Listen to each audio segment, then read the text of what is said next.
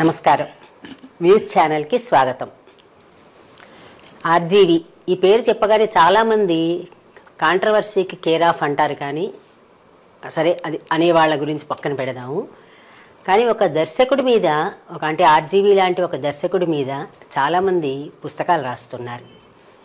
ఆయనలో ఏం నచ్చిందో తెలియదు. ఇప్పటికీ 4-5 పుస్తకాలు వచ్చాయి. ఇప్పుడు కొత్తగా రామ్ గోపాలాయణం అని ప్రకాష్ అనే చిన్న కుర్రాడు ఈ పుస్తకాన్ని రాశాడు. అసలు ఈ పుస్తకం రాయడానికి కారణం ఏంటి, ఆర్జీవి మీదే ఎందుకు రాశాడు, తనకి అసలు ఎందుకు రాయాలన్న ఆలోచన వచ్చింది, ఇలాంటి వివరాలు పుస్తకానికి సంబంధించిన విషయాలన్నీ ఈ రోజున ప్రకాష్తో మాట్లాడి తెలుసుకుందాం. హలో అమ్మా. Thank you. ఫస్ట్ చాలామంది ఈ పేరు చూడగానే రామ్ గోపాలాయణం అంటే తప్పనిసరిగా ఈ పేరు ఎందుకు పెట్టావు అంటే రాము గారికి ఉన్న పేరు బయట ఎలాంటి పేరుందో మనకు తెలుసు. నువ్వు ఇది ఎలా జస్టిఫై చేస్తావు? ఇది రామాయణం కాదు అని పెట్టావు, సరే ఎట్లా జస్టిఫై చేస్తావు నువ్వు దీన్ని? మేడం, యాక్చువల్గా ఇప్పుడు రామ్ గోపాలాయనం ఇది రామాయణం కాదని పెట్టడంలోనే ఫస్ట్ రామాయణం అంటే రాముని యొక్క జీవన విధానం, లేదంటే ఆయన నడిచినటువంటి దారి అని అర్థం వస్తుంది. అంటే ఎవరి పేరుకైనా వెనకాల ఆయనం అని మనం యాడ్ చేయాలి.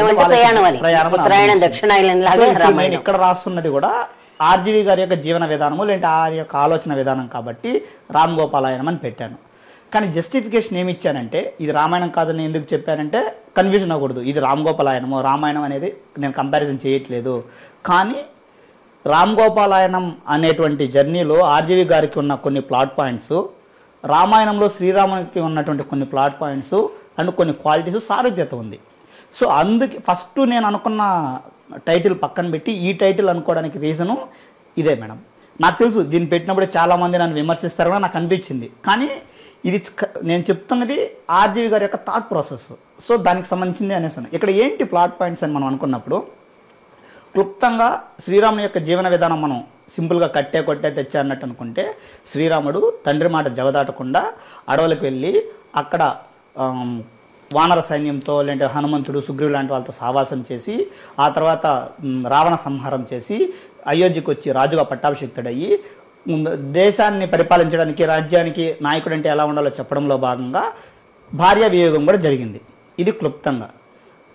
తర్వాత ఇప్పుడు రామ్ గోపాల్ వర్మ గారి యొక్క జీవన విధానం తీసుకున్నామంటే ఆయన కూడా తండ్రి మాట కోసం చదువులకు అనేసి విజయవాడ సిద్ధార్థ కాలేజీకి వెళ్ళి అక్కడ సత్యేంద్ర లాంటి స్నేహితులతోనూ, అయాన్ ర్యాండ్, ఫెడరిక్ నీషే, డెకాటే లాంటి గొప్ప గొప్ప ఫిలాసఫర్ యొక్క పుస్తకాలతో సావాసం చేసి చదివి తనలో ఉన్నటువంటి రాక్షస గుణాలు, ఉదాహరణకి అసూయ, ద్వేషము, ఈర్ష్య, ఇలాంటి కొన్ని కోపము లాంటి గుణాలని రావణ సంహారం అంటే రాక్షస సంహారం చేసి శివ సినిమా యొక్క ప్రయాణంలో ఎన్నో ఒడిదుడుకులు ఎదుర్కొని చివరికి దర్శకుడికి పట్టాభిషిక్తుడయ్యాడు.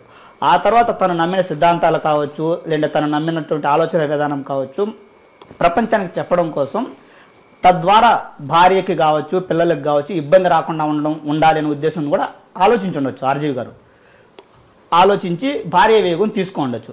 అది యాదృచ్ఛికంగా జరిగినా ఇంటెన్షనల్గా జరిగినా కామన్ ప్లాట్ పాయింట్స్ ఏంట్రా అంటే తండ్రి మాట జవదాటకపోవడం, కొత్త ప్రదేశాలకు వెళ్ళి కొత్త వ్యక్తులను కలవడం, రాక్షస సంహారం చేయడం, పట్టాభిషిక్తుడు అవ్వడం, భార్య వియోగం చెందడం. ఇది జర్నీలో ఉన్న plot points. At the same time మనం ఇంకోటి బాగా ఆలోచించామంటే శ్రీరాముడు ఎప్పుడూ కూడా మనకు కోపం వచ్చినట్టుగా కనిపించడు. ప్రశాంతంగా ఉంటాడు, నిజాయితీగా ఉంటాడు. నమ్మినటువంటి విలువల కోసం ఎంతటి కష్టాన్నైనా సరే ఎదుర్కోవడానికి మనకు సింపుల్ ఎగ్జాంపుల్ రామాయణంలో మన శ్రీరాములో చూడొచ్చు. ఇప్పుడు ఆర్జీవి గారిలో కానీ ఎప్పుడు కానీ నిజాయితీగానే ఉంటాడు. ఎంత పెద్ద సమస్యలు వచ్చినా, ఎన్ని కేసులు ఉన్నా ప్రశాంతంగానే ఉంటాడు. దిగులు పడిపోయేదో కుదేలైపోయేదో అలాంటివి ఉండవు. ఎప్పుడూ నాకు కోపం రాలేదని ఆర్జీవి సారే చెప్తాడు.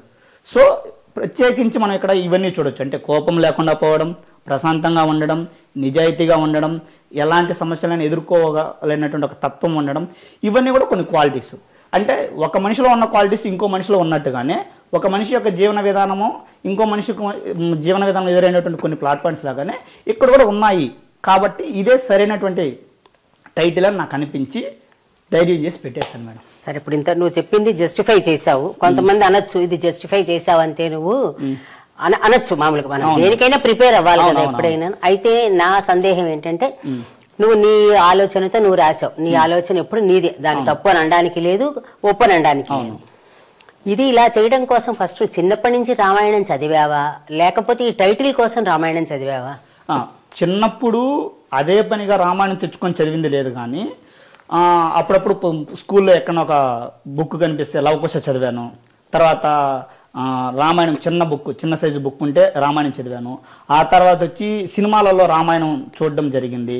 సో అలా నాకు రామాయణం యొక్క జీవిత చరిత్ర నాకు తెలుసు. సో అలా నేను చదివాను తప్పితే ఈ బుక్ కోసం ప్రత్యేకించి అయితే నేను చదవలేదు. అయితే ఇక్కడ ఒక్కసారి పుస్తకం నుంచి పక్కన పెట్టి నీ పర్సనల్గా తెలుసుకోవడానికి చెప్తున్నాను. నువ్వు అసలు ఎక్కడ పుట్టి పెరిగావు, ఎలా చదువుకున్నావు, నీ కుటుంబ నేపథ్యం చెప్పు అసలు. ఓకే మేడం, మాది తిరుపతి నుంచి ఒక 50 కిలోమీటర్ల దూరంలో ఉన్న ఒక చిన్న మారుమూల గ్రామం మేడం. పేరు చెప్పాలి. చిల్లమాగులపల్లి అనే గ్రామం. చిల్లమాగులపల్లి అనే గ్రామము తిరుపతికి ఒక 45 కిలోమీటర్లు 50 కిలోమీటర్ల దూరంలో ఉంటుంది. తమిళనాడుకి దగ్గరలో ఉంటుంది, తమిళనాడు బార్డర్కి దగ్గరలో ఉంటుంది. నా చదువు అంతా 10th క్లాస్ వరకు హై స్కూల్లో చదివాను. జెడ్పీహెచ్ఎస్ హై స్కూల్లోనే నేను చేశాను. తర్వాత ఇంటర్మీడియట్ తిరుపతిలో చేశాను. డిగ్రీ ఎస్వి ఆర్ట్స్ కాలేజీలో చేశాను. ఎస్వి యూనివర్సిటీలో ఎంఎస్సి స్టాటిస్టిక్స్ చేశాను. మాది మధ్యతరగతి కుటుంబం, బిలో మధ్యతరగతి కుటుంబం కింద మాది ఉంటుంది. సో మా అమ్మ నన్ను కష్టపడి చదివించింది. దానికి తోడు నేను కూడా చదువుకుంటున్న టైంలో అంటే 10th క్లాస్ అయిపోయినప్పటి నుంచి నేను చదువుకోవాలి, మనకు ఫైనాన్షియల్గా ఉన్నా లేకపోయినా చదువును వదలకూడదు అనే ఉద్దేశంతో పార్ట్ టైం జాబ్ చేసుకుంటూ తోచిన పని చేసుకుంటూ 10th అయిపోయిన తర్వాత 10th అయిపోయిన తర్వాత హాలిడేస్ నుంచి, అంటే అంతకుముందుకు నాకు ఎందుకు చేసే అవకాశం లేదంటే మాది విలేజ్, అక్కడ ఏ పార్ట్ టైం జాబ్ దొరకవు కదా అక్కడ. సో ఎప్పుడైతే తిరుపతికి హాలిడేస్ అయిపోయిందో పార్ట్ టైం జాబ్ కోసం వచ్చి తర్వాత వచ్చి కొన్ని రకాల, అంటే నేను కష్టపడ్డానని నేను చెప్పను, కానీ నేను అనుకున్న చదువుని కంప్లీట్ చేయడానికి నాకంటూ ఒక దారిని వెతుక్కున్నాను.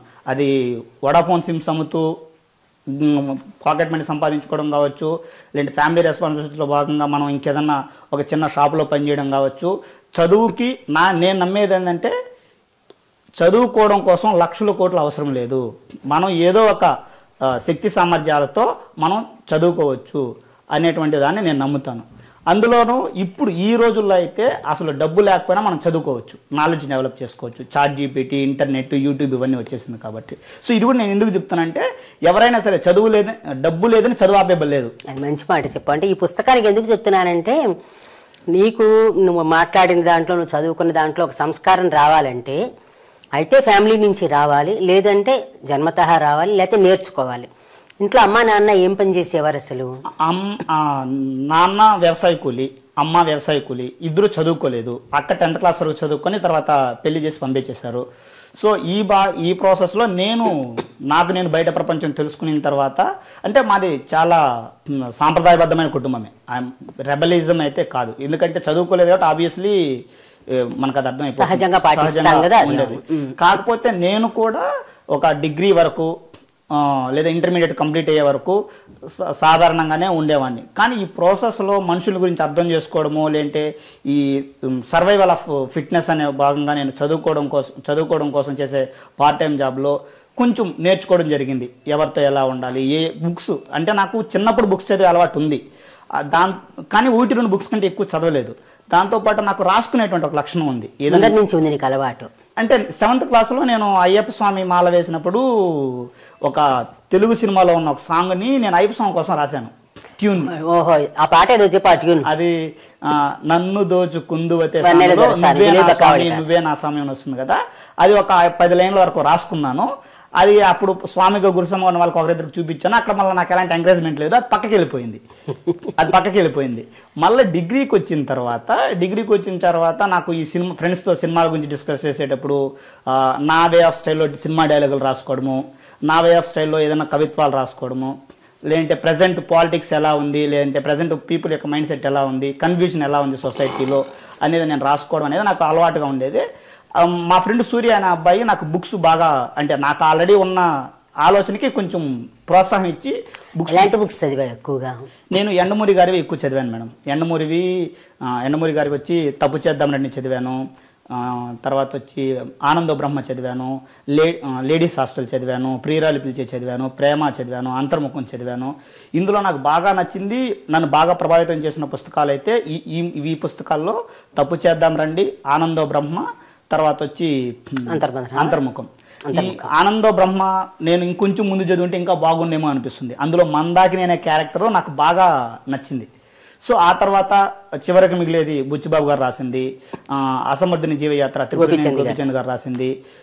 ఇలా చదువుకుంటూ వచ్చిన కాలాతీత వ్యక్తులు, ఇలా పెద్దగా మధ్యలో చాణక్యుడు అర్థశాస్త్రము, కౌటిల్యుని అర్థశాస్త్రం అప్పుడప్పుడు చదవడము, అందులో నీతి వాక్యాలు లాంటివి చదువుకోవడం. అసలు నీకు ఇంట్రెస్ట్ ఎలా వచ్చింది? నువ్వు చెప్పిన ప్రకారం చూస్తే ఇంట్లో అమ్మగారు నాన్నగారు ఇద్దరు వ్యవసాయ కూలీలు అంటున్నావు, చదువుకోలేదు. ఎట్లా నీ అంతటా నీకు ఇలా రావడానికి ఏదైనా కారణం నీకు తెలిసిందా నీకు ఎప్పుడైనా? కారణం అంటే ఇప్పుడు చదువుకునే రోజుల్లో నేను కాలేజ్ నుంచి బయట వచ్చి అలా బయట రోడ్డు మీద తిరుగుతున్నప్పుడు వాడు బుక్స్ పెట్టున్నప్పుడు ఒక బుక్స్ కొనుక్కుందాం చూద్దాం అన్నట్టు కొనుక్కునేవాడిని. అలా సుభాష్ చంద్రబోస్ గారి జీవిత చరిత్ర కొనుక్కొని చదివాను. ఆ తర్వాత నాకు సుభాష్ చంద్రబోస్ గారి జీవిత చరిత్ర కంటే నావెల్స్ చదవాలని ఒక ఇంట్రెస్ట్. అంటే నాలో ఉన్న అంటే 10th క్లాస్లో చదువుల పండుగ ఒక ఈవెంట్ జరిగింది స్కూల్లో.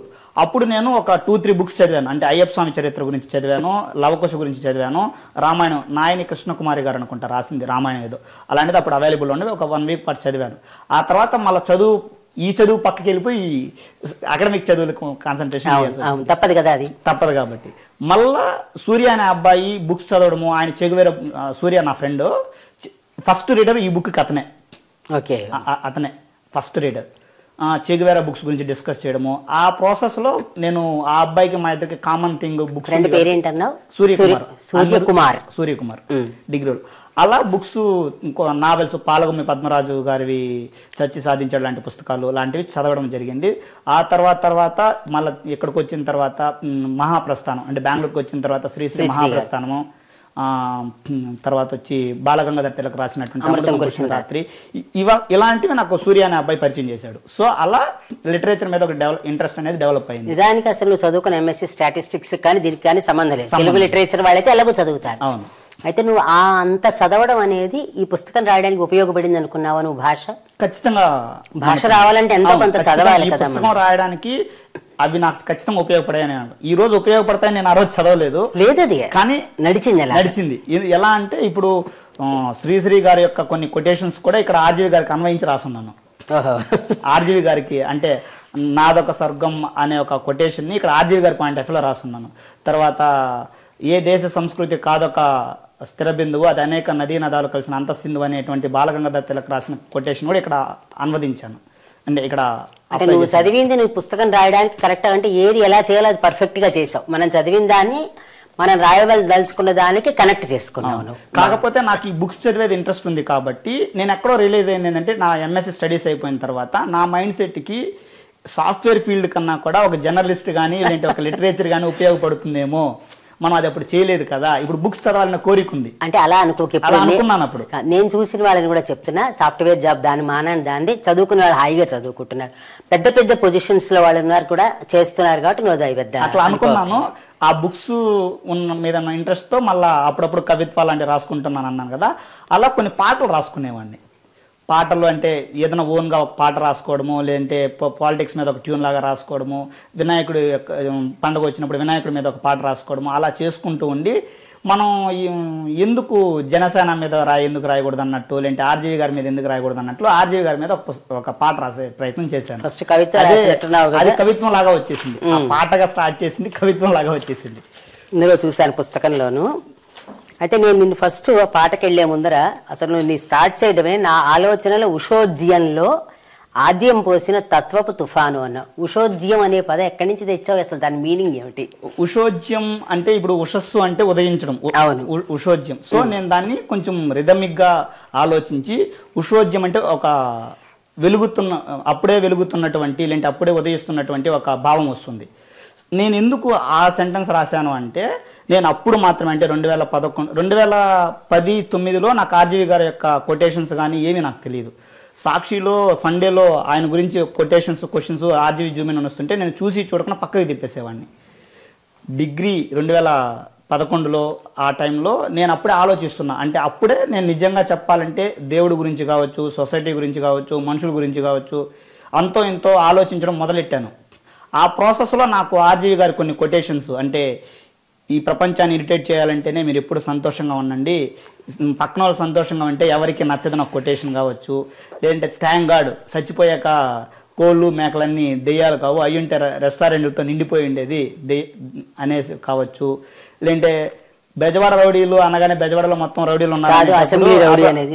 ఇవన్నీ నాకు లాజికల్ గాను ట్రూత్ఫుల్ గాను క్వశ్చనింగ్ నేచర్ గాను నాకు కనిపించాయి. సో అప్పుడే నేను మనుషుల గురించి ఆలోచిస్తూ ఉన్నా. అంటే అంతకు ముందుకు ఒక మోసలో ఉన్న నేను పరిస్థితుల ప్రభావాల వల్ల మనుషుల గురించి అర్థం చేసుకునే ప్రయత్నం చేస్తున్నాను కాబట్టి అది మరింతగా అర్థం చేసుకోవడానికి నాకు అక్కడ ఉపయోగపడింది. అందుకని నా ఆలోచనలు ఉద్భవిస్తున్న సందర్భంలో మరింతగా ఆలోచించడానికి ఆయన ఉపయోగపడ్డారు. నేను ఏం చేస్తా అంటే నీ పుస్తకాల నుంచి నువ్వు రాసినవి అడుగుతాను, బయట వేగి మాట్లాడను. ఒక చోట ఏం రాసావంటే నువ్వు అంటే ఆయనది అభిప్రాయాన్ని ఎలాంటి మతపరమైన సామాజిక పరమైన నిబంధనలు లేకుండా ఒక అమ్మాయి తనకు నచ్చిన వాళ్లతో లైంగిక సంబంధం పెట్టుకోగలిగే స్వేచ్ఛని పొందగలిగినప్పుడే స్త్రీ నిజమైన సాధికారత సాధించినట్లని ఆర్జీవి అభిప్రాయం. దీన్ని ఎట్లా జస్టిఫై చేస్తావు? ఎందుకంటే దీనికి నేను నా పరంగా ఒక ముక్క చెప్పి నేను అడుగుతా.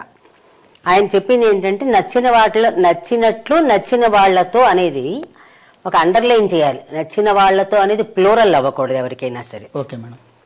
ఎందుకంటే చలంగారు కూడా చాలా చెప్పిన తర్వాత అందరినీ కూడా మీకు ఎలా కావాలంటే అలా జీవించండి, వావి వరుసలు అక్కర్లేదని చెప్పిన చలంగారు చివరిలో అరుణాచలం వెళ్ళిపోయిన తర్వాత ఆయన ఇంటర్వ్యూ చేయడానికి ఒక పెద్ద ఆయన వెళ్తే అసలు పాత చలం గురించి నా దగ్గర మాట్లాడొద్దు అన్నారు ఆయన.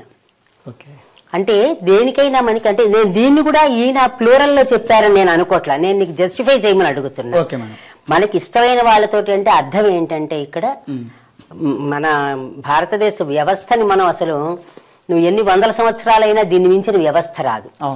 దాంట్లో తర్వాత మార్పుల్ని పక్కన పెట్టేసేయి నువ్వు. వివాహ వ్యవస్థ అనేదానికి ఆయన చెప్పిన దాంట్లో కూడా అంటే నేను ఎక్కువ మాట్లాడుతున్నాను అనుకో, ఆయన మాట్లాడిన దాంట్లో కూడా ఆయన నువ్వు అన్నట్టుగా కొన్ని పనులు చేయడం కోసం అని చెప్పి భార్యని వాళ్ళని ఇది చేశారన్న మాటని అలా ఎలా అంటే చెప్తున్నానంటే ఆయన కరెక్ట్గా చెప్పాలంటే ఏకపత్ని వ్రతుడిలాగే ఉన్నారు ఆయన. అంతేగాని ఇలా చెప్పినట్టుగా ఎవరితో పడితే వాళ్ళతో ఫోటోలు వీడియోలు చూస్తే మాత్రం ఇంత ఉమనైజా అనిపించేలా ఉంటాయి. అందుకని ఈ వాక్యాన్ని నేను జస్టిఫై చేయమన్నది ఎలాగంటే నీకు నచ్చిన వాళ్ళు నువ్వు పెళ్లి చేసుకో, ఇష్టమైతే వాళ్ళతో ఉండి తప్పించి ఇష్టం లేదని రెండో వాళ్ళతో వెళ్ళడం అనేది కరెక్ట్ కాదు అసలు. అది అంత విశృంఖలత్వంగా రాసిన చలంగారి అనుభవమే చెప్తాను. ఎందుకంటే చాలా మందికి చలం ఇన్ఫ్లుయెన్స్ అంటారు. అందుకని దీన్ని నువ్వు ఎలా జస్టిఫై చేస్తావు? Okay madam. ఇక్కడ యాక్చువల్గా ఒక స్టేజీ అని ఒక అమ్మాయితో ఆర్జీవి గారు ఒక ఇంటర్వ్యూ చేస్తున్నారు. అందులో ఆర్జీవి గారు ఏమంటారంటే ఒక అమ్మాయి లివింగ్ రూమ్లో ఒకరితో, సినిమా సందర్భంలో ఒకరితో, బెడ్రూమ్లో ఒకరితో ఉంటే తప్పేంటి అనేటువంటి ఒక స్టేట్మెంట్ ఇస్తారు. ఈ స్టేట్మెంట్ని నేను ఎందుకు ఇక్కడ ప్రస్తావించాను అంటే నచ్చిన వాళ్ళతో అనే ప్రోలర్ పదం ఎందుకు పాడానంటే చాలామంది వాళ్ళకి నచ్చిన వాళ్ళతో ఉండాలని అనుకుంటూ ఉంటారు, కానీ నిజాయితీగా ఉండరు. ఇప్పుడు ఫర్ ఎగ్జాంపుల్ నేనేమంటున్నానంటే ఎవరిష్టం వాళ్ళది. ఇక్కడ నేనేం చెప్పదలుచుకున్నానంటే ఆర్జీవి గారు అలాంటి అభిప్రాయం, ఆ అభిప్రాయంలో ఉన్న అర్థం ఏంద్రా మనం చూడాలంటే నీకు నచ్చినంత కాలం నువ్వు ఉండు, నీకు నచ్చకపోతే వదిలేసేయి, ఆ తర్వాత ఇంకోరైనా నీకు నచ్చితే నువ్వు ఉండాలే. కానీ ఓకేనా, అట్ ఏ టైం మల్టిపుల్ పీపుల్తో అనేది కాదాడ, పీపుల్తో అనేది కాదాడ. ఆర్జీవి గారు చెప్పినది కూడా నాకు తెలిసి నేను అదే చెప్పదలుచుకున్నాను. ఇప్పుడు ఎలాగో ఎవరిష్టం వాళ్ళది, నేను చెప్పినంత మాత్రానో ఆర్జీవి గారు చెప్పిన లేదు, మనం ఇదంతా ఎవరిని మార్చడానికి కాదు, జస్ట్ మనం ఆర్జీవి గారి యొక్క ఆలోచనలో ఉన్నటువంటి అంతరార్థం అర్థం చేసుకోవడం. అక్కడ ఆర్జీవి గారు ఎందుకు చెప్పారు, స్త్రీ యొక్క సాధికారత కోసం స్త్రీకి అట్మోస్ట్ మనం ఎంత ఫ్రీడమ్ అయితే ఇవ్వాలో అది సెక్సువల్ విషయంలో ఇవ్వాలి. నువ్వు చదువుకోవడం కోసం ఎవరు ఆపట్లేదు, లేదంటే జాబ్ చేయడం కోసం ఎవరు ఆపట్లేదు, ఈ కాలంలో అయితే డ్రింక్ చేయడం కోసం కూడా ఎవరు పెద్దగా ఆపట్లేదు. స్త్రీని ఎక్కడ ఆపుతున్నారు, తనకు నచ్చిన వాళ్ళతో నచ్చినప్పుడు ఉండడానికి సొసైటీ ఆపుతుంది. అలా ఆపినప్పుడు స్త్రీ సాధికారత ఇచ్చినట్టు కాదు, స్త్రీకి స్వేచ్ఛను ఇచ్చినట్టు కాదు. ఎప్పుడైతే ఇది వస్తుందో అప్పుడు నిజంగా స్త్రీకి స్వేచ్ఛ వచ్చినట్టు అనేది ఆర్జీవి గారు లస్ట్ అనే ఒక ఎపిసోడ్లోనే చెప్తారు, తర్వాత సందర్భం వచ్చినప్పుడల్లా చెప్తారు.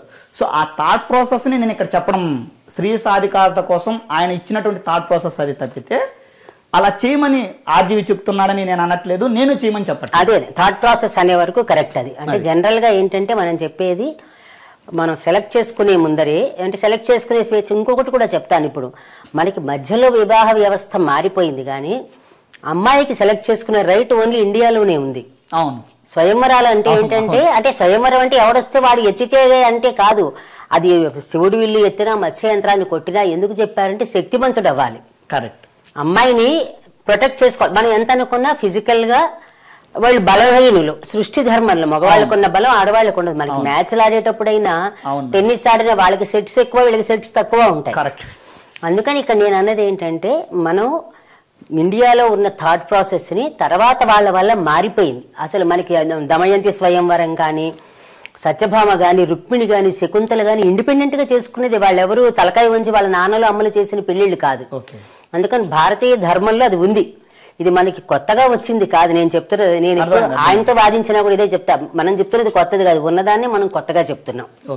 ఆర్జీవి గారితో అయినా అదే అంటే, నీ పుస్తకం నుంచి కూడా అంటే రూట్స్ ఉన్నాయి కదా మనకి. లేకపోతే నేను కూడా అవును కరెక్ట్, అప్పుడు లేదు ఇప్పుడు ఉంది అని చెప్తాను. ఓకే, నువ్వు చెప్పిన దాంట్లో థాట్ ప్రాసెస్ అనేది కరెక్ట్. ఎందుకు అలా చేశారు అంటే ఇందుకోసం చేశారు. సో ఇందుకోసం చేశారని చెప్పాలనుకున్నప్పుడు ఆయన ఏం చేశారు కూడా నేను చెప్పాలి. సో ఆయన చేసిన కామెంట్లు అనేటివి నేను అందుకని ప్రస్తావించాను. కరెక్ట్, అది థాట్ ప్రాసెస్ అనే మాట కరెక్ట్. అది ఆ స్వేచ్ఛ ఉండాల్సిందే మనిషికి. పశువుల వాళ్ళు రావక్కర్లే, వీళ్ళు పడి ఉండక్కర్లేదు అనేది ఎగ్జాక్ట్ గా అగ్రీ అవుతాను. అందులోనూ ఇప్పుడు రీసెంట్ గా అయితే నేను ఈ మధ్య ఒక 1 year ముందు చూసింది, సుప్రీంకోర్టు కూడా స్త్రీ ప్రాసిక్యూటర్స్ ని ప్రొఫెషనల్ గా గుర్తించాలి అని చెప్పింది. అంటే ఆర్జీవి గారు ఎప్పుడో చెప్పినటువంటి ఒక రెస్పెక్ట్ టువర్డ్స్ ప్రాసిక్యూట్ అనేది ఇప్పుడు సుప్రీంకోర్టు కూడా స్టే ఇచ్చింది. సో ఆయన చెప్పేటివన్నీ కాలానికన్నా చాలా వేగంగా ముందుకెళ్ళిపోతూ ఉంటాయి.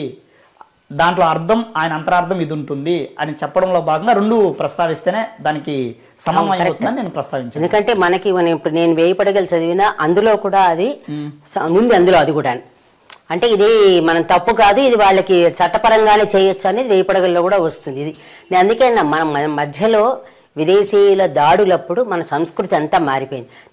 నేను పాతది ట్రెడిషన్ చెప్తుంటా, నువ్వు ఆర్జీవి గారు నువ్వు చెప్తూ ఉంది. కానీ ఉన్నది రెండు ఉన్న వాటిని మాట్లాడుకుందాం. అది ఇక్కడ మళ్ళీ ఇంకొకటి చెప్పు, ఇది చాలా నాకు నచ్చిన విషయం ఏంటంటే, చుట్టుపక్కల వాళ్ళ మెప్పు కోసం, సమాజంలో మంచి పేరు కోసం, పురుషాధిక్య ప్రపంచానికి భయపడి తలొగ్గి బాధను మౌనంగా భరిస్తున్న స్త్రీలు నైతిక విలువలను, మకిలి పట్టిన మతాలను, పాచిపట్టిన పురాణాలను, కంపుకొట్టే సంప్రదాయాలను ధైర్యంగా ఎదిరించి, కట్టుబాట్లను త్యజించి స్వేచ్ఛ కోసం సంతోషంగా పోరాడాల్సిన తరుణం ఆసన్నం అవ్వాలంటే ఆర్జీవి ఆలోచనలు అవసరమని పెట్టాను. ఇది పైదానికి సరిపోయింది. అంటే నీ వాక్యాలు ఎందుకు చెప్తున్నానంటే, నేను నీ పుస్తకంలో ఏం రాశావో తెలుస్తుంది. అంటే పుస్తకం కొనుక్కుని చదువుకోవాలి కదా అందరూ, ఓకే వినేసి దండం పెడితే కాదు. ఇంకొకటి అడుగుతాను నీ దాంట్లో నుంచి, తనని తాను ఆహుతి చేసుకుంటూ ఇతరులకి వెలుగునివ్వాలనుకోవడం మూర్ఖత్వం. ఎదుటి వాళ్ళు ఆహుతి అయినా సరే మనకి వెలుగు రావాలనుకోవడం పైశాచికత్వం. దాని మీద చెప్పు నువ్వు. అసలు అంటే స్వార్థంగా బతకడం నీచం అనే విషయం మీద వచ్చింది. అవును మేడం. ఇక్కడ ఏంట్రా అంటే, ఇప్పుడు చాలా వరకు పక్కన వాళ్ళని సంతోష పెట్టడం కోసమో, లేదంటే పక్కన వాళ్ళు బాధపడకుండా ఉండడం కోసమో వాళ్ళకి వాళ్ళు బాధపడుతూనో వాళ్ళకి వాళ్ళు హింసించుకుంటూనో ఉంటారు. అవును. ఇప్పుడు ఉదాహరణకి నేనేమంటానంటే, నేను మా అమ్మని ఆరోగ్యంగా చూసుకోవాలి, లేదంటే మా అమ్మని నేను సంతోషంగా చూసుకోవాలి, లేదంటే నా శ్రేయోభిలాషులు, బంధువులు, స్నేహితులు ఎవరికైనా నేను రూపాయి సహాయం చేయాలి అంటే ఫస్ట్ నేను నా ఆకలి తీర్చుకోవాలి. నా ఆకలి నేను తీర్చుకొని తర్వాత పనిచేసి సంపాదించిన తర్వాత కంటే నేను వాళ్ళకి ఆకలి తీర్చగలను. నా దగ్గరున్న ఒక సంగతి ముద్ద నేను వాళ్ళకి ఇచ్చేసి నేను పస్తున్నాను అనుకోండి, రేపు మళ్ళీ వాళ్ళకి చూడలేము. సో ఫస్ట్ నిన్ను నువ్వు కాపాడుకోవాలి, నీ ఆనందం కోసం నువ్వు ప్రయత్నించాలి. ఆ తర్వాత కావాలంటే నీకు మనసు ఉంటే నువ్వు ఎంతమంది ఆనందం కోసం అన్నా ట్రై చేయొచ్చు. సో ఇక్కడ స్వార్థం అనేది ఎట్టి పరిస్థితుల్లోనూ చెడు కాదు. చాలా వరకు ఏం చేస్తారంటే ఒక సెంటిమెంటల్ దీంట్లో వెళ్ళిపోయి పక్కనోళ్ళు బాధపడినా పర్వాలేదు, పక్కనోళ్ళు నేను బాధపడినా పర్వాలేదు, నువ్వు బాధపడుతుంటే ఎక్కువ కాలం వాళ్ళని ఎక్కువ సంతోష పెట్టలేము. కరెక్ట్. అది అట్ ద సేమ్ టైం రెండో వాక్యం ఏమి రాశాను, చాలా వరకు ఎలా ఉంటారు, పక్కనోళ్ళు ఎలా ఉన్నా పర్వాలేదు నేను బాగుండాలి అనుకుంటారు. సరే, పక్కన ఎలా ఉన్నా పర్వాలేదు నేను బాగుండాలనుకోవడం వేరు, పక్కనోళ్ళు ఆహుతైపోతున్నా వాళ్ళు బాధపడుతున్నా నేను ఆనందపడాలనుకోవడం వేరు. ఆ స్వార్థం ఉండకూడదని నేను చెప్తాను. నేను బాగుండాలనుకోవడం మనిషికి ఉండాలి, ఆ స్వార్థం ఉండాలి. నువ్వు నాశనం అయిపోతున్నా పర్వాలేదు నేను బాగుంటే చాలనుకోవడం అనేది ఉండకూడదు. అందుకే నేను ఈ పుస్తకంలో గొప్ప స్వార్థపరుడు అనే పుస్తకంలో 3 రకాల స్వార్థాలను వివరించాను. అందులో ఆర్జీవి గారు చెప్పేది 3వ రకం స్వార్థం. అది సమాజానికి హానికరం కానిది, ఇండివిజువల్ వ్యక్తికి క్షేమదాయకమైంది. కానీ సొసైటీలో ఉన్న స్ట్రక్చర్స్ కారణంగా, లేదంటే వాళ్ళు పెట్టుకున్న విలువల కారణంగా దాన్ని దాటడానికి ఒప్పుకోరు. అవును, అది అందుకని నేనేంటంటే, నువ్వు ఎంతవరకు అర్థం చేసుకున్నావు రాసినప్పుడు నువ్వు దాన్ని డీప్ గా అర్థం చేసుకుంటేగా నువ్వు ఒక వాక్యం రాయలేవు. అందుకని స్వార్థం అనే విషయం ఏంటంటే, అక్కడ మనకి మనం నిజంగా ఆలోచిస్తే ఒక్క జీవితం మనకి మనిషికి వచ్చింది. ఈ జీవితం ఉన్నంత కాలం ఇతరుల కోసం త్యాగం చేస్తూ బతికేస్తే అసలు వేస్ట్. అది భర్త కోసం కావచ్చు, ఎవరి కోసమైనా, తల్లిదండ్రుల కోసం కావచ్చు, నువ్వు వాళ్ళ కోసం నీది సాక్రిఫైస్ చేయబడలేదు, నువ్వు సాక్రిఫైస్ చేస్తున్నావు అంటే అంతే కదా. మరి ఇప్పుడు నేను ఆహుతి, అందుకే నాకు సెంటెన్స్ బాగా ఆహుతి అయిపోతే పక్కన వాళ్ళకి వెలిగి వాళ్ళనుకోవడం కరెక్ట్ కాదు, వేస్ట్. తొందరగా కరిగిపోతే ఇంక పనికిరావు.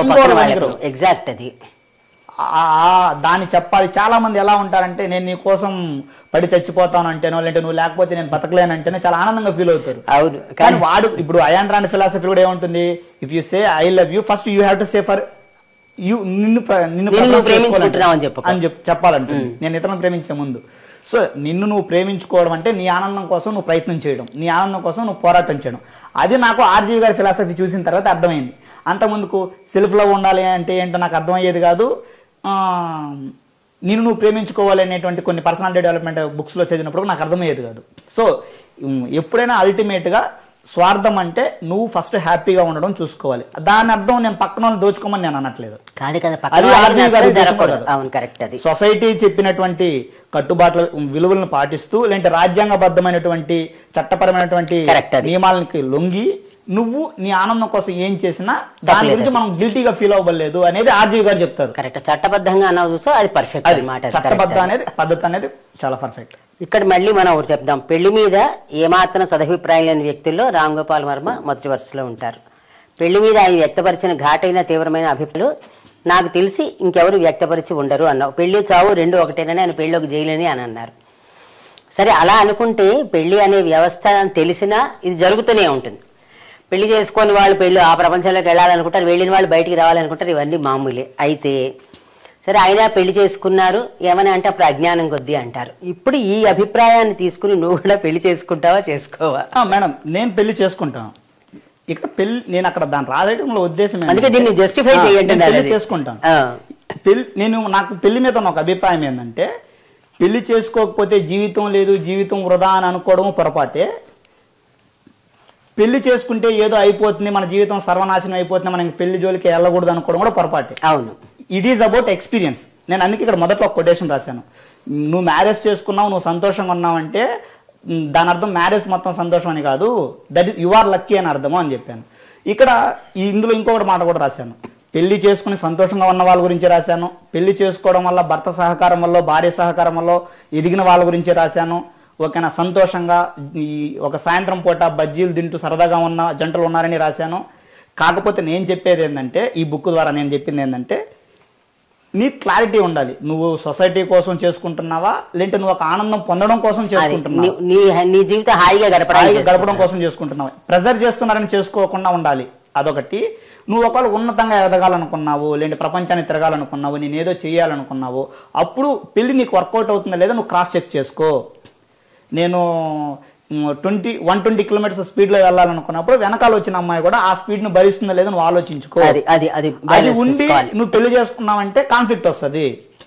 మామూలుగానే పెళ్లి అన్నాక లేంటి ఇద్దరు మనుషులు అనుకున్నా కాన్ఫ్లిక్ట్ వస్తుంది. నీకు తల్లితో రాదా గొడవ చెప్పు వస్తుంది. ఏ రిలేషన్షిప్ లో అయినా వస్తుంది, చిన్నపాటి కాన్ఫ్లిక్ట్ వస్తుంది. ఇక్కడ ఎమోషనల్ బాండేజ్ ఉంటుంది, ఫైనాన్షియల్ డిస్కషన్స్ ఉంటాయి కాబట్టి ఇంకా ఎక్కువ అవుతుంది. ఆ విషయంలో క్లారిటీ తెచ్చుకో. లేదు నువ్వు చేసుకోవాలనుకుంటున్నప్పుడు ఎలాంటి వాళ్ళు వర్కౌట్ అవుతారో అంతో ఇంతో. నేను 100% వర్కౌట్ అయ్యే అమ్మాయి ఉంటారని నేను అనట్లే, 100% అవ్వదు నేను అనట్లే. ఓకే, ఈ అమ్మాయితో అయితే నేను కనీసం ఒక 1 వీక్ లో 4-5 డేస్ అన్న హ్యాపీగా ఉండగలను. ఈ మాట కరెక్ట్ అమ్మా. ఈ అమ్మాయితో అయితే నేను 2 రోజులు కూడా ఉండలేను. అట్లీస్ట్ అది క్లారిటీ అయినా భ్రమ అయినా నీకు అనిపించాలంటాను. భ్రమ కూడా.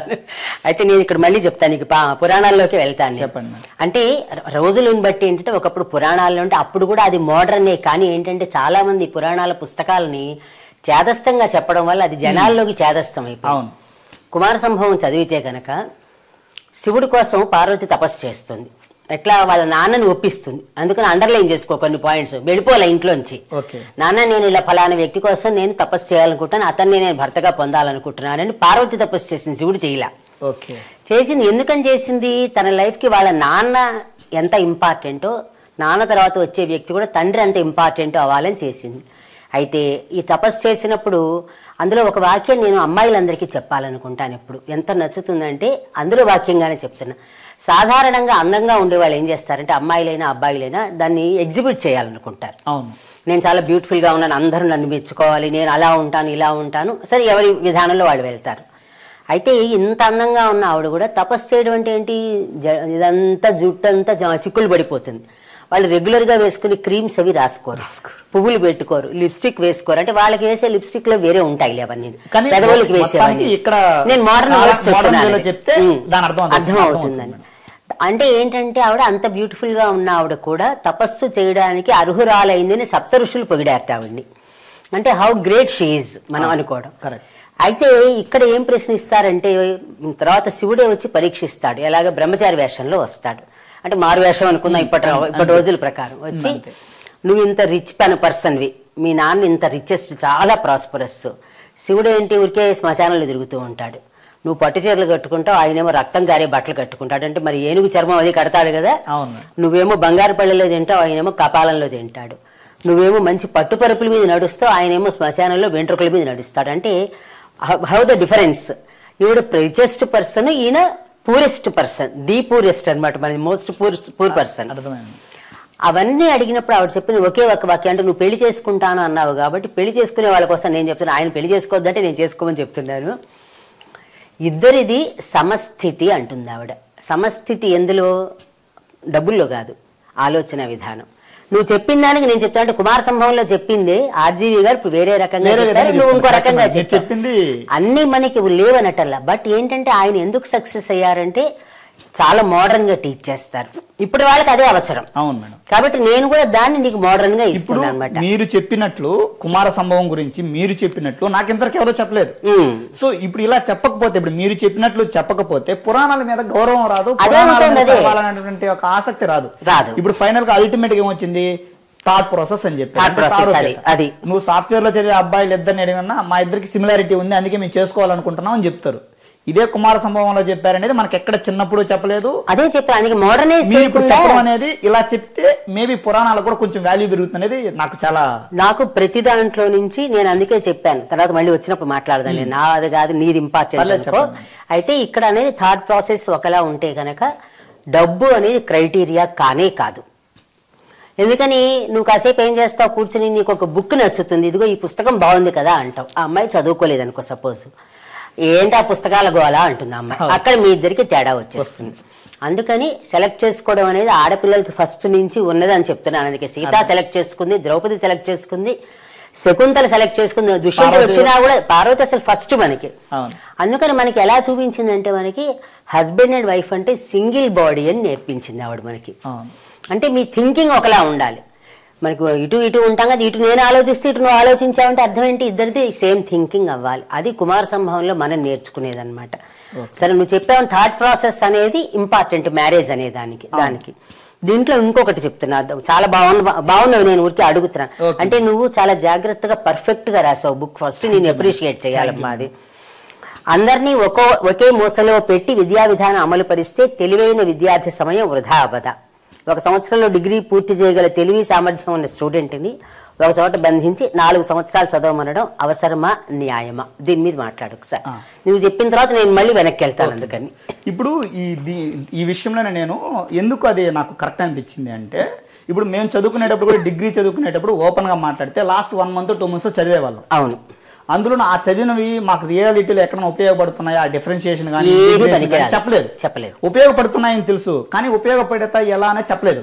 జస్ట్ సర్టిఫికేట్ కోసం చదువుతున్నాం. ఇప్పుడు నాకన్నా టాలెంటెడ్ పర్సన్స్ ఉన్నారు, నేను బిలో యావరేజ్ స్టూడెంట్ని. నా చదువు ప్రకారం తీసుకుని నేను బిలో యావరేజ్ స్టూడెంట్ని. Highly talented. ఇప్పుడు మనం ఈ సాఫ్ట్వేర్ యుగంలో చూస్తే 7th క్లాస్కే, నేను ఇందులో మెన్షన్ చేశాను, 7th క్లాస్కే డేటా సైంటిస్ట్ చేసిన అబ్బాయి ఉన్నాడు. 9th క్లాస్కే గూగుల్లో జాయిన్ అయిన పైథాన్ అబ్బాయి అన్నాడు. ఓకేనా. ఇప్పుడు వీళ్ళందరినీ లేదు నువ్వు డిగ్రీ కంప్లీట్ చేసినాక జాబ్ ఇస్తానంటే వాళ్ళ వల్ల వచ్చే ప్రొడక్టివిటీ నష్టపోతాం, వాళ్ళు కూడా ఫ్రస్ట్రేషన్లోకి వెళ్ళిపోతారు. ఇప్పుడు ఇందులో ఇంకోటి కూడా రాశాను, పురాణాల్లో కూడా ఎవరి టాలెంట్ వాళ్ళని గుర్తించి మహాభారతంలో కూడా ఒకరికి విలువిద్య, ఒకరికి గాంధీవము, ఇలా రకరకాలుగా ఇచ్చారు. కానీ అన్ని నువ్వు చేయాలి, అన్ని నువ్వు చేయాలని చెప్పలేదు. ఇప్పుడు ఏదైతే నేను ఆర్జీవి గారు చెప్పారని చెప్పి ప్రస్తావించానో అది ఈ మధ్య రీసెంట్గా యూజీసీ వాళ్ళు ఈ చాప్టర్ యొక్క చివరి భాగంలో కూడా పెట్టాను. యూజీసీ వాళ్ళు 4 సంవత్సరాల డిగ్రీని 3 సంవత్సరాలు చేసుకునే విధంగా, 3 సంవత్సరాల డిగ్రీని 2 సంవత్సరాలు చేసుకునే విధంగా, లేదు 3 సంవత్సరాల డిగ్రీని 4 సంవత్సరాలు చేసుకునే విధంగా వెసులుబాటు కల్పించినట్టు పేపర్లో వచ్చింది. సో ఒకప్పుడు ఆర్జీవి గారు చెప్పినటువంటి జీవన ఆలోచన విధానము ఇప్పటి మేధావులైనటువంటి ఎడ్యుకేషన్ సిస్టమ్ని నిర్ణయించే వాళ్ళు కూడా దాన్ని యాక్సెప్ట్ చేస్తున్నారు. కాకపోతే ఇంకొంచెం టైం పడుతుందేమో అంత ఎక్స్ట్రీమ్కి వెళ్ళడానికి. సో ఆయన చెప్పేది భవిష్యత్తు తరాలకైతే ఖచ్చితంగా ఉపయోగపడుతుంది. కాబట్టి ఇప్పుడు ఈ రోజుల్లో ఇంటర్మీడియట్లో కూడా నీకు జాబ్ వచ్చేస్తుంది. అటువంటిప్పుడు నీకు ఇప్పుడున్న సొసైటీలో నాలెడ్జ్ బేస్డ్ జాబ్స్ వెళ్ళిపోయాయి. కరెక్ట్, అవును. స్కిల్ బేస్డ్ జాబ్స్ ఉన్నాయి. Skill based. అందుకే 7th క్లాస్లోనే వాడికి డేటా సైంటిస్ట్ గా ఒక అబ్బాయికి ఉద్యోగం వచ్చేసింది. 9th క్లాస్లోనే గూగుల్లో పనిచేసే అవకాశం వచ్చేసింది. అది ఒకరు కావచ్చు, ఇద్దరు కావచ్చు, పర్సంటేజ్. ఓకేనా? సో అందుకని ఆర్జీవి గారు చెప్పినటువంటి థాట్ ప్రాసెస్ చాలా చాలా ఉన్నతమైన ఆలోచన విధానం. నాకన్నా టాలెంటెడ్ పర్సన్ నాతో పాటు టైం వేస్ట్ చేయమంటే అప్పుడు ఆ అబ్బాయి 4 గంటలు చదవాలి, నేను 4 గంటలు చదువుతూ ఉంటాను, నేను ప్రాక్టికల్ గా చెప్తున్నా. ఆ అబ్బాయి గంట చదువుతాడు, ఇంకో 3 గంటలు ఏం చేస్తాడు? పోయి క్రికెట్ ఆడుకోవడమో లేదంటే సరదాగా బాతాకాని కొట్టడమో చేస్తాడు, ఏం చేయలేడు. సో అదే ఇప్పుడు ఆ అబ్బాయికి నువ్వు ఎప్పుడు చదువుతావు నీ ఇష్టం, నువ్వు ఎప్పుడు ఎగ్జామ్ రాస్తావు నీ ఇష్టం అంటే మేబీ 1 మంత్ కూర్చొని ఒక సబ్జెక్ట్ నేర్చేసుకుంటాడేమో, లేదా 3 మంత్స్ కూర్చొని ఒక 1 ఇయర్ అకాడమిక్ ఇయర్ కోర్సును కంప్లీట్ చేసేస్తాడేమో, తనకు చదువు మీద ఇంట్రెస్ట్ ఉంటే. సో ఇక్కడ తల్లిదండ్రులు లేదా టీచర్స్ చేయాల్సింది ఏంటంటే చదువుకోవడంలోనే ఆనందం ఉంది, చదువుకోవడమే ఆనందం, ఆనందం కోసం చదువుకోవాలి అనే విధంగా ఒక థాట్ ప్రాసెస్ని ఇన్కల్కేట్ చేయాలి. అది పక్కకి వెళ్ళిపోయి మార్కుల కోసం మొట్టికాయలు వేయడమో లేదంటే ర్యాంకుల కోసం లెంపకాయలు వేయడమో చేయించడం వల్ల పిల్లవాడికి స్వతహాగా ఇప్పుడు నాకెవరు చెప్పారని నేను గారి బుక్స్ చదివాను, నాకు ఎక్కడో అది కనెక్ట్ అయ్యింది ఆ పుస్తకాల్లో ఉన్న ఆనందం. సో అలా skill based development thought process develop చేయాలనుకున్నప్పుడు ఈ మోస ధోరణి ఉండకూడదు అనేది నా అభిప్రాయం. నేను దానికి ఏకీభవించగలిగినాను కాబట్టి రాశాను. అవును, దీనికి అందుకే మళ్ళీ చెప్తానంటున్నా. ఈ మనకి ఫారినర్స్ ఇన్వేజన్ బిఫోర్ అయితే గనక గురుకుల విద్యా విధానం అని ఉండేది. తక్షశిల, నలంద, అసలు ప్రపంచంలోనే మొట్టమొదటి యూనివర్సిటీలన్నీ మన దగ్గర ఉన్నాయి. ఆ సిస్టమ్ లాంటి నేను నేర్చుకున్న మాస్టర్ దగ్గర చెప్తున్నా, అంటే నేను బేతవాళ్ళ రామబ్రహ్మం గారి దగ్గర చదువుకున్నాను. ఆయన చెప్పిన దాంట్లో తిరుపతి వెంకట కవుల దగ్గర చాలా మంది ఈ గురుకుల విద్యా విధానానికి వచ్చేవారట. జనరల్ గా అప్పుడు మనకి సిస్టమ్ ఎలా ఉండేదంటే ఒక సిలబస్ ఉండదు అసలు. ఒక 15 మంది వచ్చారనుకో, నేను అప్పుడున్న సబ్జెక్ట్స్ చెప్తాను. ఇప్పుడు మనకి సైన్స్ డెవలప్మెంట్ కాకుండా అప్పుడు ఎక్కువ మనకి తెలుగు, సంస్కృతమే ఉండేవి కాబట్టి కొంతమంది పంచకావ్యాలు చదువుతామనేవారట. అంటే వాళ్ళ లైఫ్ అంతా కలిపి 5 కావ్యాలు చదువుతారు తెలుసా, మొత్తం ఇంకేం చదవరు. కొంతమంది వ్యాకరణం చదువుతాం అంటే గ్రామర్ చదువుతామని, ఇంకొంతమంది విమర్శ, క్రిటిసిజం అనేది ఉంటుంది. అలాగా ఎవరికి నచ్చింది వాళ్ళు అడిగితే ఆ సబ్జెక్ట్ నేర్పే విధానం మన దగ్గర ఉండేది. అందువల్ల ఏమయ్యేదంటే గొప్ప గొప్ప మేధావులందరూ అప్పుడు తయారయ్యారు. మాకు ఇంకా మేము చదువుకునే రోజుల వరకు కూడా కొంచెం బెటర్ మాకంటే ముందర జనరేషన్కే మారిపోయింది, అసలు మా ఫాదర్ టైంకే మారిపోయింది. ఈ సిస్టమ్ అంతా బ్రిటిషర్స్ వచ్చి వాళ్ళ సిస్టమ్ మన నెత్తి మీద పడేసి మన సిస్టమ్ వాళ్ళు పట్టుకెళ్లారు. అక్కడ యూనివర్సిటీలో ఏది కావాలంటే చదువుకోవచ్చు, ఎప్పుడు కావాలంటే అప్పుడు వెళ్ళి రావచ్చు అంటున్నారు. ఈ గురుకుల విద్యా విధానం అనేది గురుకులం అంటే ఇప్పుడు నచ్చకపోవచ్చు, కానీ మనం చెప్పేది ఏమంటారు ఇప్పుడు, అది మనం హాస్టల్స్ లో వేస్తూ ఉంటారు కదా, అదే పదం కూడా గుర్తు రావట్లేదు. అలాగా అక్కడికి వెళ్ళి కూర్చొని చదువుకోవడం అనే సిస్టమ్ వల్ల ఎడ్యుకేషన్ వచ్చేది, డౌట్స్ క్లారిఫై చేసేవాళ్ళు గురువులు, ఎవరి స్పెషలైజేషన్ వాళ్ళు చదివి బ్రహ్మాండంగా ఫ్లరిష్ అయ్యారు. అందువల్ల అక్కడ నాలెడ్జ్ కిల్ అవ్వడానికి లేదు, టైం వేస్ట్ లేదు. ఎందుకని నాకు ఇదే వచ్చి నేను చదువుతా, లేకపోతే కొంతమందికి చదువు మీద ఇంట్రెస్ట్ లేకపోతే ఈ మొత్తం పొలం కానీ ఆ తోట కానీ శుభ్రం చేయడం ఇంట్రెస్ట్ ఉంటే ఆ పనికి పంపించేవారు. ఇప్పుడు నీకేం చేస్తున్నారు, చదువు వచ్చినా రాకపోయినా కూర్చోబెడుతున్నారు. నా చిన్న ఎక్స్పీరియన్స్ చెప్తాను. నేను కొన్నాళ్ళు టీచింగ్ లో ఉన్నాను. నేను డిగ్రీ చదివే పిల్లల్ని ఇంటర్మీడియట్లో మీకు సాంస్క్రిట్ ఎంత వచ్చింది, ఇంగ్లీష్ ఎంత వచ్చిందంటే అన్ని 80s 90s అనేవారు. సరే ఇంత బాగా మార్కులు వచ్చాయి కదా, మాకెంత మేము చదివేప్పుడు మాకు 40 మార్కులు వస్తే అబ్బో అనుకునేవాళ్ళం, చాలా ఎక్కువ. నోట్స్ ఇంగ్లీష్లో డిక్టేట్ చేస్తూ దేర్ అంటే నువ్వు నమ్మకపో THERE రాయాలా, THEIR రాయాలా, ARE రాయాలా, OR రాయాలా. అంటే ఏముంది ఎడ్యుకేషన్ ఇప్పుడు, కాబట్టి ఈ మూస విధానంలో మనం ఏంటంటే అనుకోవాల్సింది చదువు వచ్చే వాళ్ళకి నేర్పాలి, రాని వాళ్ళని వదిలి. ఇక్కడ యాక్చువల్గా మేడం నేను ఈ ఆర్జీవి గారి యొక్క థాట్ ప్రాసెస్ని కనెక్ట్ అవ్వడానికి దానికంటే ముందు డిగ్రీలోను ఇంటర్మీడియట్లోను ఐన్స్టీన్ గారు కూడా ఇదే ఒక మాట చెప్తారు. చెట్టెక్కే స్వభావాన్ని బట్టి చేప సామర్థ్యాన్ని నిర్వచిస్తే ఈ ప్రపంచంలో ప్రతి జీవి ఒక నిరర్ధకమే అంటారు. గొప్ప సైంటిస్ట్, అది ఇందులో రాశాను. సో సైంటిస్టులు కూడా అలా చెప్పినప్పుడు మనకేంద్ర అంటే ఎడ్యుకేషన్ సిస్టమ్ మీద ఉన్న లోపాలు చెప్పితే యాక్సెప్ట్ చేయడానికి ధైర్యం ఉండదు. ఇప్పుడు బిజినెస్ అవుతుంది కదా, దాని గురించి మనం మాట్లాడుకోవాలి. ఒకవేళ చెప్పినా, ఇప్పుడు ఎవరైనా చెప్పినా సొసైటీకి అగైనెస్ట్ గా చెప్తున్నాడో లేదా సిస్టమ్ కి అగైనెస్ట్ గా చెప్తున్నారని దాన్ని యాక్సెప్ట్ చేయడానికి ధైర్యం ఉండదు. అవును. ఎప్పుడైతే మనం ఫాల్ట్ ని యాక్సెప్ట్ చేస్తామో మనం కరెక్ట్ చేసుకోవడానికి అవకాశం. కరెక్ట్ కదా, అది అగ్రీ అవ్వట్లేదు, తప్పనట్లేదు అసలు వాళ్ళు. ఇప్పుడు ఎవరు, నాకు ఇంకోటి కూడా నచ్చదు మనం ఎడ్యుకేషన్ సిస్టమ్ లో, ఇందులో రాశాను 5th క్లాస్ పాస్ అయినా ఫెయిల్ అయినా నెక్స్ట్ క్లాస్ కి ప్రమోట్ చేసేస్తారు. కానీ 6th క్లాస్ లో రావాల్సిన 5th క్లాస్ లో రావాల్సిన నాలెడ్జ్ రానప్పుడు, ఇది తర్వాత వచ్చింది ఈ సిస్టమ్ అంతా, 5th క్లాస్ లో రావాల్సిన నాలెడ్జ్ రానప్పుడు 6th క్లాస్కి వెళ్తే తను ఏమి చేయగలడు? అదే చెప్పేది. అందుకే పూర్వం అయితే ఏ క్లాస్ కి ఆ క్లాస్ పాస్ అయితేనే నెక్స్ట్ క్లాస్ కి పంపేవారు. ఇప్పుడు ఇంకోటి కూడా ఏంటంటే ఇంపార్టెంట్ క్వశ్చన్స్. అవును, నాకు అది ఇప్పుడు గత 5-6 సంవత్సరాలు 10 సంవత్సరాలుగా వచ్చిన క్వశ్చన్ ఏంటంటే రెండో ప్రపంచ యుద్ధం చాలా ఇంపార్టెంట్ క్వశ్చన్ అని మేము పెట్టేవాళ్ళం. అవును, రెండో ప్రపంచ యుద్ధం రావడానికి కారణమే మొదటి ప్రపంచ యుద్ధం. అనవసరం, అది ఎగ్జామ్ లో ఏమొస్తుంది అదే మీకు అంతే, అదే ఉన్నింది. సో ఇవన్నీ ఆర్జీవి గారు చెప్తున్నా. నాకు బాగా నచ్చింది ఏంటంటే ఆర్జీవి గారు చెప్తున్నప్పుడు హిస్టరీ అనేది నువ్వు అనలైజ్ చేయడానికి ఉపయోగపడుతుంది. హిస్టరీని ఎలా స్టడీ చేయాలి, ఎలా టీచ్ చేయాలి అంటే నెపోలియన్ని కానీ హిట్లర్ని కానీ నువ్వు మోడర్న్ సొసైటీకి ఎలా అప్లై చేస్తావు అనే విధంగా క్వశ్చన్ ఉండాలి. తప్పితే ఆయన ఎప్పుడు పుట్టాడు, ఎలా యుద్ధం చేస్తాడు, ఎప్పుడో ఒకప్పుడు పుడతాడు, ఎప్పుడో ఒకప్పుడు చేస్తాడు లేదు. ఇప్పుడు హిట్లర్ లాంటి పర్సన్ ఉంటే నువ్వు దాన్ని ఎలా కౌంటర్ చేస్తావు, ఇట్లాంటి మీనింగ్ వచ్చే క్వశ్చన్ ఇయర్ ఉండాలని చెప్పారు. అప్పుడు ఆలోచిస్తే మనం కూడా కోరిలేట్ చేసుకోవచ్చు. చుట్టుపక్కల మన పొలిటికల్ లీడర్స్లో ఎవరైనా హిట్లర్ లాంటి భావాజాలం ఉన్న వ్యక్తులు ఉన్నారా లేదని ఆలోచించేదానికి ఛాన్స్ ఉంటుంది. అలా లేకుండా హిస్టరీ అంటే ఒక రకమైన భయం ఉంటుంది చాలా మందికి, ఆ నెంబర్స్ గుర్తుపెట్టుకోలేమని. కారణం ఏంటంటే సిస్టంలో ఉన్న ఈ ఫాల్ట్ అని నా అభిప్రాయం. అందుకే నాకు అది ఎగ్జాక్ట్ కరెక్ట్. అది చెప్తున్నాం కదా, ఇవన్నీ మన వ్యవస్థ చచ్చిపోవడం వల్ల మనం భారతదేశంలో ఇంతే అనుకునే స్థితికి వెళ్ళిపోయాం. మనం వెనకాలకి వెళ్ళి చూస్తే సేమ్ విద్యా వ్యవస్థ ఉన్నదాని అది ఈ మధ్యన సర్క్యులేట్ అవుతుంది కూడా. మెకాలే వచ్చి చేసిన పని ఇది. ఓకే, ఆ మెకాలే తను రాసిన మాటల్ని తనే ఎలాగ స్పాయిల్ చేయాలి అనుకుని తను రాశాడన్న కటింగ్ మొత్తం సర్క్యులేట్ అవుతుంది అనమాట ఇప్పుడు. కాబట్టి మనం చదివినప్పుడు ఏంటి, ఇంగ్లీష్ విద్యను ప్రవేశపెట్టినది ఎవరు? మేము చదివినప్పుడు సోషల్లో బిట్స్ మెకాలే. సరే, ఇంగ్లీష్ నేర్పి తప్పు చేశాడని నేను అన్నాం, ప్రపంచ దేశాలు చూసొస్తాం దాని అన్నట్లు. కానీ వ్యవస్థని నాశనం చేయడానికి చేసేస్తారు. ఏదైతే కోర్ అవసరమో అది మిస్ అయిపోయింది అంతే. బోనస్ గా ఉండేది వస్తుంది మార్కులు. ఎందుకు అవసరం లేదు మార్కులు అనేది నా దృష్టిలో. ఇప్పుడు జెన్యున్ గా ఇప్పుడు ఓపెన్ గా చెప్తే 2 విషయాలు ఒప్పుకుంటాను. నాకు డిగ్రీ 2nd ఇయర్ 100% మ్యాథమెటిక్స్ లో, కానీ నాలెడ్జ్ 0. మరి నేను కాపీ కొట్టి రాసానంటే 100% లేదు. 100% నేను ఒక్క క్వశ్చన్ కానీ ఒక్క ఫార్ములా కానీ నేను కాపీ కొట్టి రాయలేదు, చదివే రాశాను అంతే. అప్పటికప్పుడు బట్టి 100 మార్కులు వచ్చింది, 100కు 100 వచ్చింది. కానీ నాలెడ్జ్ అడిగితే ఇప్పుడు కూడా తెలియదు. అదే ఇప్పటి విద్యా విధానం వల్ల అలా. ఆర్జీవి సార్ ఈ క్వశ్చన్ అడుగుతాడు, నాకు degrees BTech certificate civil engineer certificate ఉండి కన్స్ట్రక్షన్ లేబర్ కి తెలిసినంత కూడా నాకు తెలియదు. అప్పుడు ఫాల్ట్ ఎక్కడ ఉన్నట్టు? అంతే కదా, సిస్టమ్ లో ఉన్నట్టే. కరెక్ట్. అది ఎందుకంటే సిస్టమ్ లో ఎక్కడ కూడా ఇప్పుడు ఐటీ సైడ్ వచ్చిన తర్వాత చాలా నేర్చుకున్నా. అప్లికేషన్ ఆఫ్ డిఫరెన్షియేషన్ కావచ్చు, అప్లికేషన్ ఆఫ్ లీనియర్ ఆల్జీబ్రా కావచ్చు, అంతో ఇంతో నేను చాలా కొంతనా నేర్చుకున్నా. చాలా అనే పదం గ్రాడ్యువల్ గా వస్తూ ఉంటుంది, కొంతనా నేర్చుకున్నా. ఇది ఫస్ట్ చెప్పారనుకోండి, చదువుకునే వాడికి ఇంట్రెస్ట్ వస్తుంది. ఓకే, నేను ఈ రోజు డిఫరెన్షియేషన్ నేర్చుకుంటే 4-5 సంవత్సరాల తర్వాత నేను ఒక సివిల్ ఇంజనీర్ వర్క్ చేయాలంటే నాకు ఈ అవసరం ఉంటుంది, ఒక ఎలక్ట్రానికల్ ఇంజనీర్ గా పని చేయాలంటే నాకు ఈ అవసరం ఉంటుంది. అంటే ఈ రోజు నేను శుద్ధంగా ఒళ్ళు దగ్గర పెట్టుకుని శ్రద్ధగా చదువుకోవాలి అనేది వస్తుంది. మూలాలు చెప్పట్లేదు. ఇది ఎందుకు ఉపయోగపడుతుంది అని నేను ఒకసారి గూగుల్ చేస్తే నాకు అర్థమైంది ఆ విషయం. డిఫరెన్షియేషన్ అనేది నీకు సివిల్ ఇంజనీరింగ్ లో ఉపయోగపడుతుంది, ఎలక్ట్రానికల్ ఇంజనీరింగ్ లో ఉపయోగపడుతుంది, మెకానికల్ ఇంజనీరింగ్ లో ఉపయోగపడుతుంది. కానీ ఎలా ఉపయోగపడుతుందో తెలియదు.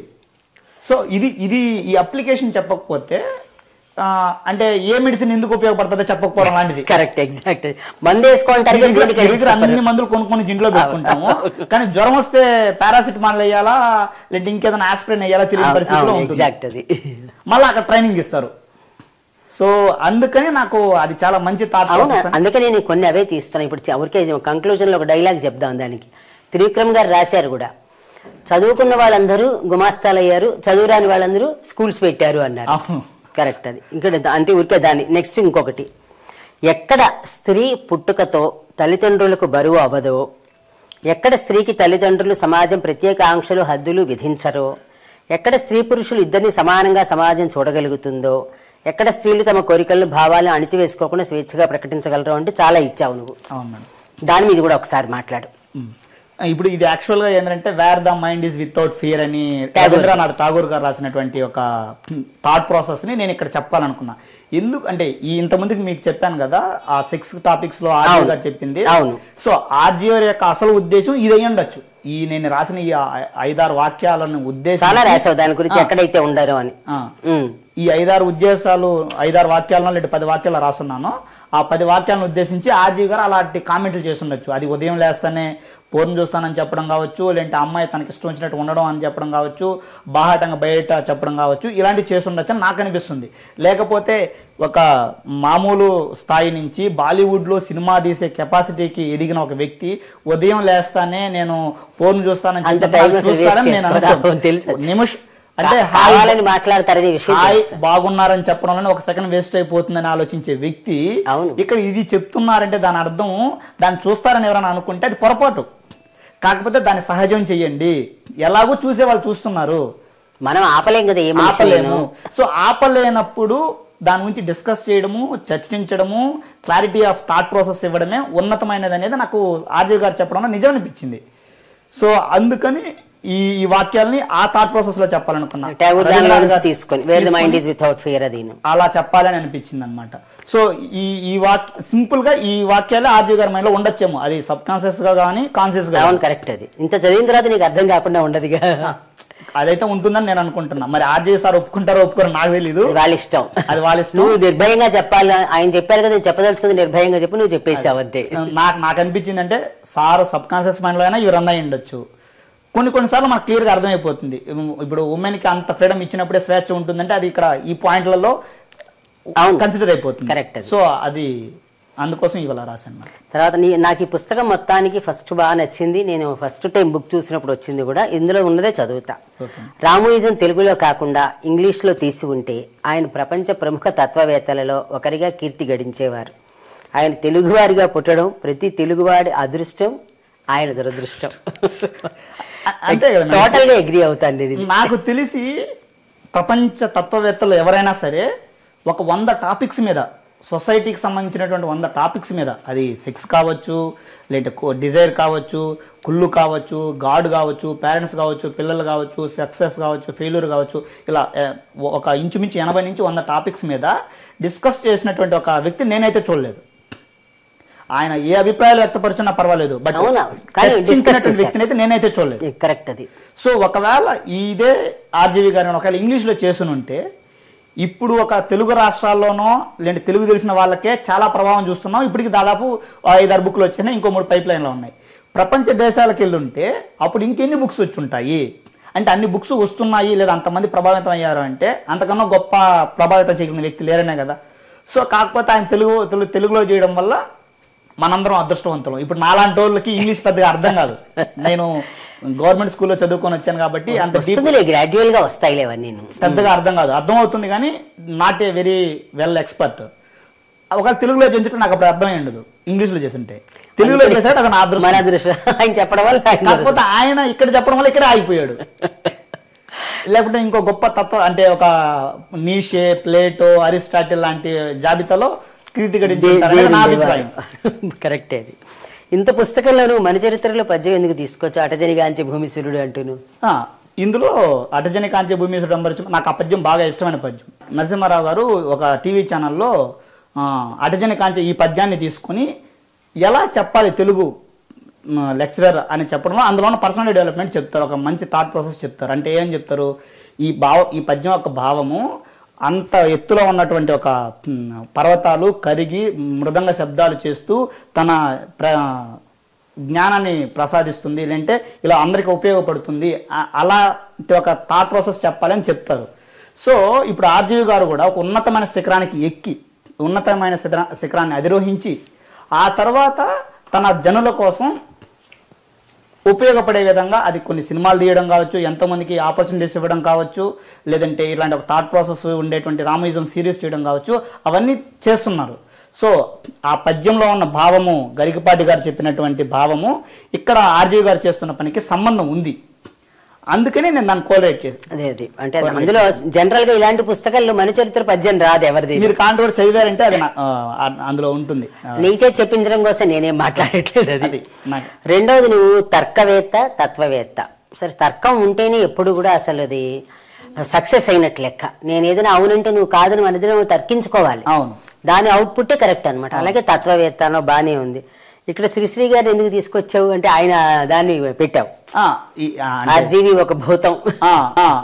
ఎందుకంటే చాలా మంది చూస్తారు అక్కడ ఆర్జీవి ఒక భూతం అనే దాంట్లో ఆడ భూతం అనే నెగిటివ్ వర్డ్ కాదు, ఆ విధంగా చెప్పాలి, ఆర్జీవి గారిని మనం ఈ కోణంలో చూడాలి అని చెప్పడంలో భాగంగా శ్రీశ్రీ గారి పదాలు తీసుకొచ్చేవాడు. అది బాగున్నాయి. యజ్ఞోపవీతం, వైప్లవ్య గీతం, అది ఆయన ఉన్నది. ఆర్జీవి స్మరిస్తే పద్యం, హరిస్తే వాద్యం, అనల వేదిక ముందు అస్త్ర నైవేద్యం. బాగా రాసావు అసలు ఇవన్నీ నువ్వు. అంటే నీకు మంచి తెలుగు ఉపయోగించావు అది నువ్వు. తర్వాత ఆచార్య ఆర్జీవి అన్నావు. ఆచార్య అనేది ప్రొఫెసర్లు. మరి నీ ప్రొఫెసర్ అని ఆయనలో నీకు ప్రొఫెసర్ కనిపించారనే? అంటే ఇప్పుడు నాకే కాదు మేడం, ఎవరైనా ఇప్పుడు నేను మీ దగ్గర నుంచి ఒక విషయం నేర్చుకుంటున్నాను అంటే మీరు నాకు ఆచార్యులతోనే సమానం కదా మేడం. ఇప్పుడు ఆర్జీవి దగ్గర నుంచి ఎంతమంది నేర్చుకోండొచ్చు, ఎన్ని నేర్చుకోండొచ్చు, అందులో నేనెంతో కొంత నేర్చుకున్నాననే ఫీలింగ్ నాకు ఉంది. కాబట్టి ఆచార్య ఆర్జీవి అంటే ఆయన ఇప్పుడు ఒక ఎడ్యుకేషన్ సిస్టమ్ ఎలా ఉంటే బాగుంటుందో కూడా ఆయన చెప్తున్నారు. ఒక విషయం చెప్పడం కూడా ఆచార్యుని యొక్క లక్షణమే కాబట్టి నేను ఆచార్య ఆర్జీవి అని పెట్టాను. బాగుంది. తర్వాత ఇంకొకటి ఆయనదే పెట్టాను, ఎవరేమన్నా ఎవరేమనుకున్నా నేను నమ్మే నా అభిప్రాయాల కోసం నేను బతుకుతున్నాను, అలా బతకలేని రోజున చస్తాను, కానీ నా రూటు మాత్రం మార్చుకొని. వినడానికి ఇది హార్ష్గా అనిపిస్తుంది, కానీ మనిషి ఒకదాన్ని నువ్వు అనలేస్తే నేను చెప్పడం.